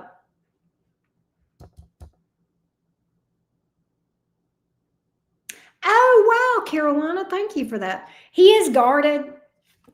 He's got some wounds, but I kind of think he has the desire to overcome them and to open up to you and to be vulnerable. Again, I see him coming around. Yeah, he's popping back up. He is definitely popping up. Okay, so I definitely see that, Lori. I definitely see that. I feel like he's going to pop up. He's got deep love for you. Lori, did you see the Gemini individual reading that I did? What day was it? When did I do that? Let me go look.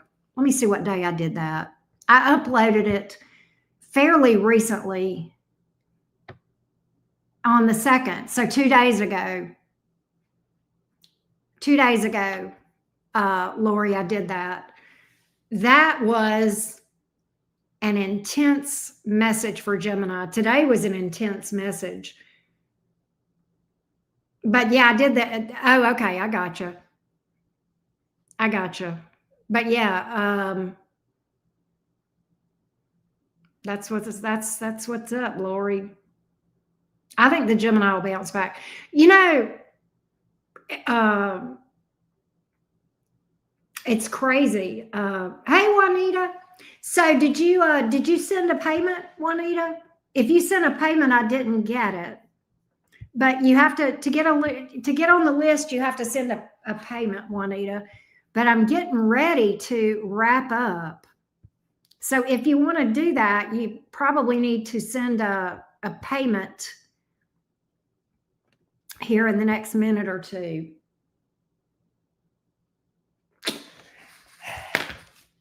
I see him being guarded about emotional vulnerability, Lori. I do think he has a lot of deep love for you. He's got some wounds, he's got some fears. Okay. But I do think there's a strong desire to work through things. Let me just put it that way.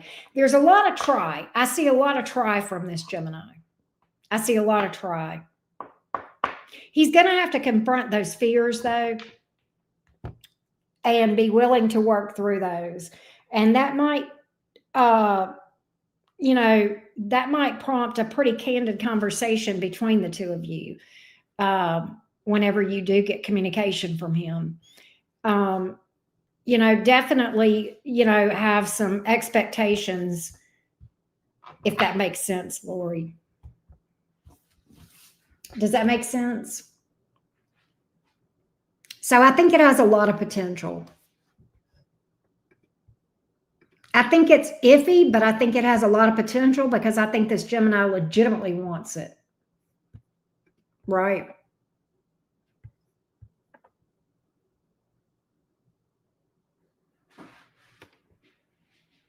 Does that make sense? So I will say this, Lori. If I were you, and I love this man, and like you do, I would have to give it a chance. I would have to give it a chance. Real love is rare. Let me just be real with you. In my opinion, real love is rare. And I saw real love from the Gemini, and I saw a desire to want to work things out and really work on himself. So, yeah.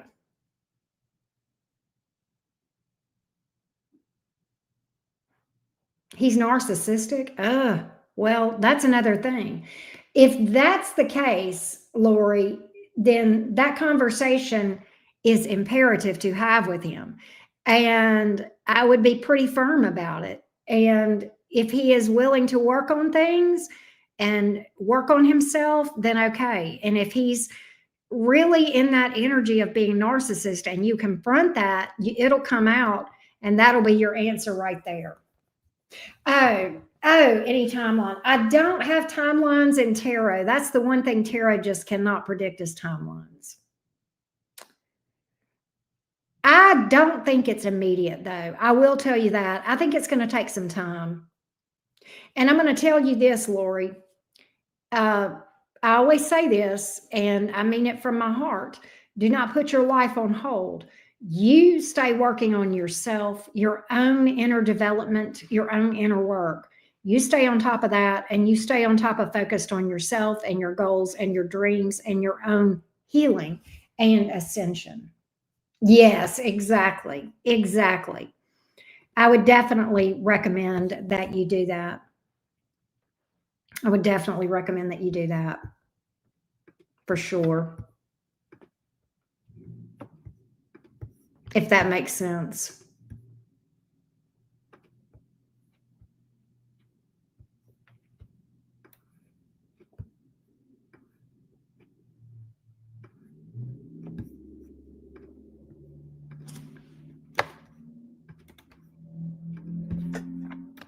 All right. So I think with that, oh, wow. Wow, Carolina. Yeah, I would not. I would leave the ball in his court. I would leave the ball in his court, especially if he's having those narcissistic behaviors. Yes, most definitely. Thank you, Lori. As always, thank you so much. I appreciate you reaching out to me for sure.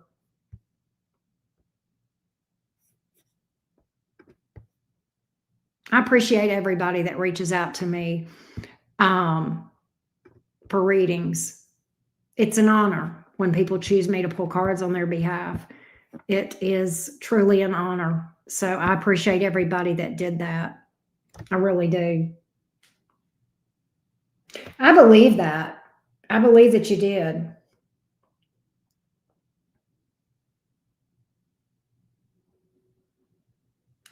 Um, you know, I think Geminis can work out together.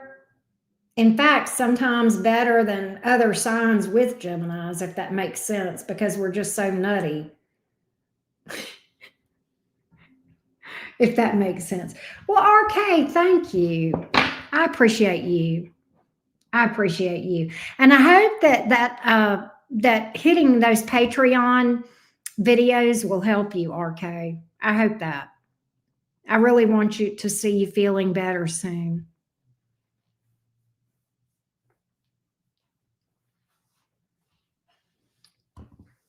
But I hope that helped you, Lori. I hope that helped you. But I think we are calling it a night. Yes, yes, I hope so. But you can, that link is good from now through the end of the month, and it'll be good for 30 days from whenever you start it. So it should be. So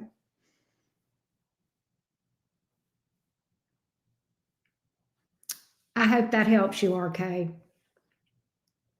And you too, Lori. But I think we are going to call it a night. I'm kind of tired. I'm kind of tired. I've been reading my heart out today, right? So very possibly, Lori. Very possibly. I didn't see it happening expediently. I see it taking some time. So use that time wisely. Invest in yourself. Invest in yourself. Do some shadow work. Work on your own ascension. What's your dream? It's time to find it and chase it. You're a Gemini. I know you got dreams. All right. Oh, well, thank you, Lori. You too. Yeah, exactly. Ultraviolet eyes. Tired, boss. I'm a tired chicken. Let me tell you what. I love doing mini readings though, but it is draining, but I enjoy them. Very much enjoy the it feels it's a time where I can really get to know people.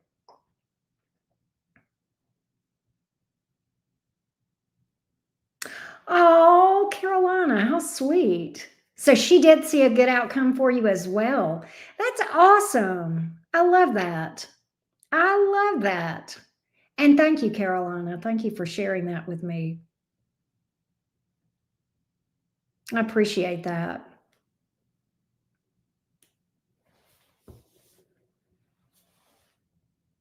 Do the cards change daily? I would say not daily. Not daily. Energies can change. Energies can change. But it usually takes something to disrupt the energy, right? If that makes sense.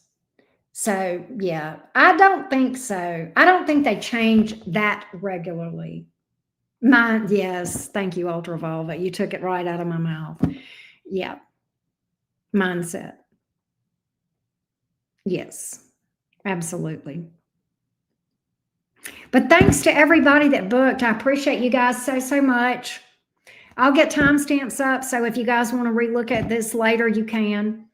And I will see you guys next time. And you guys, everyone have a good rest. Everybody have sweet dreams. I love you guys to the moon and back. Thank y'all so much for booking with me.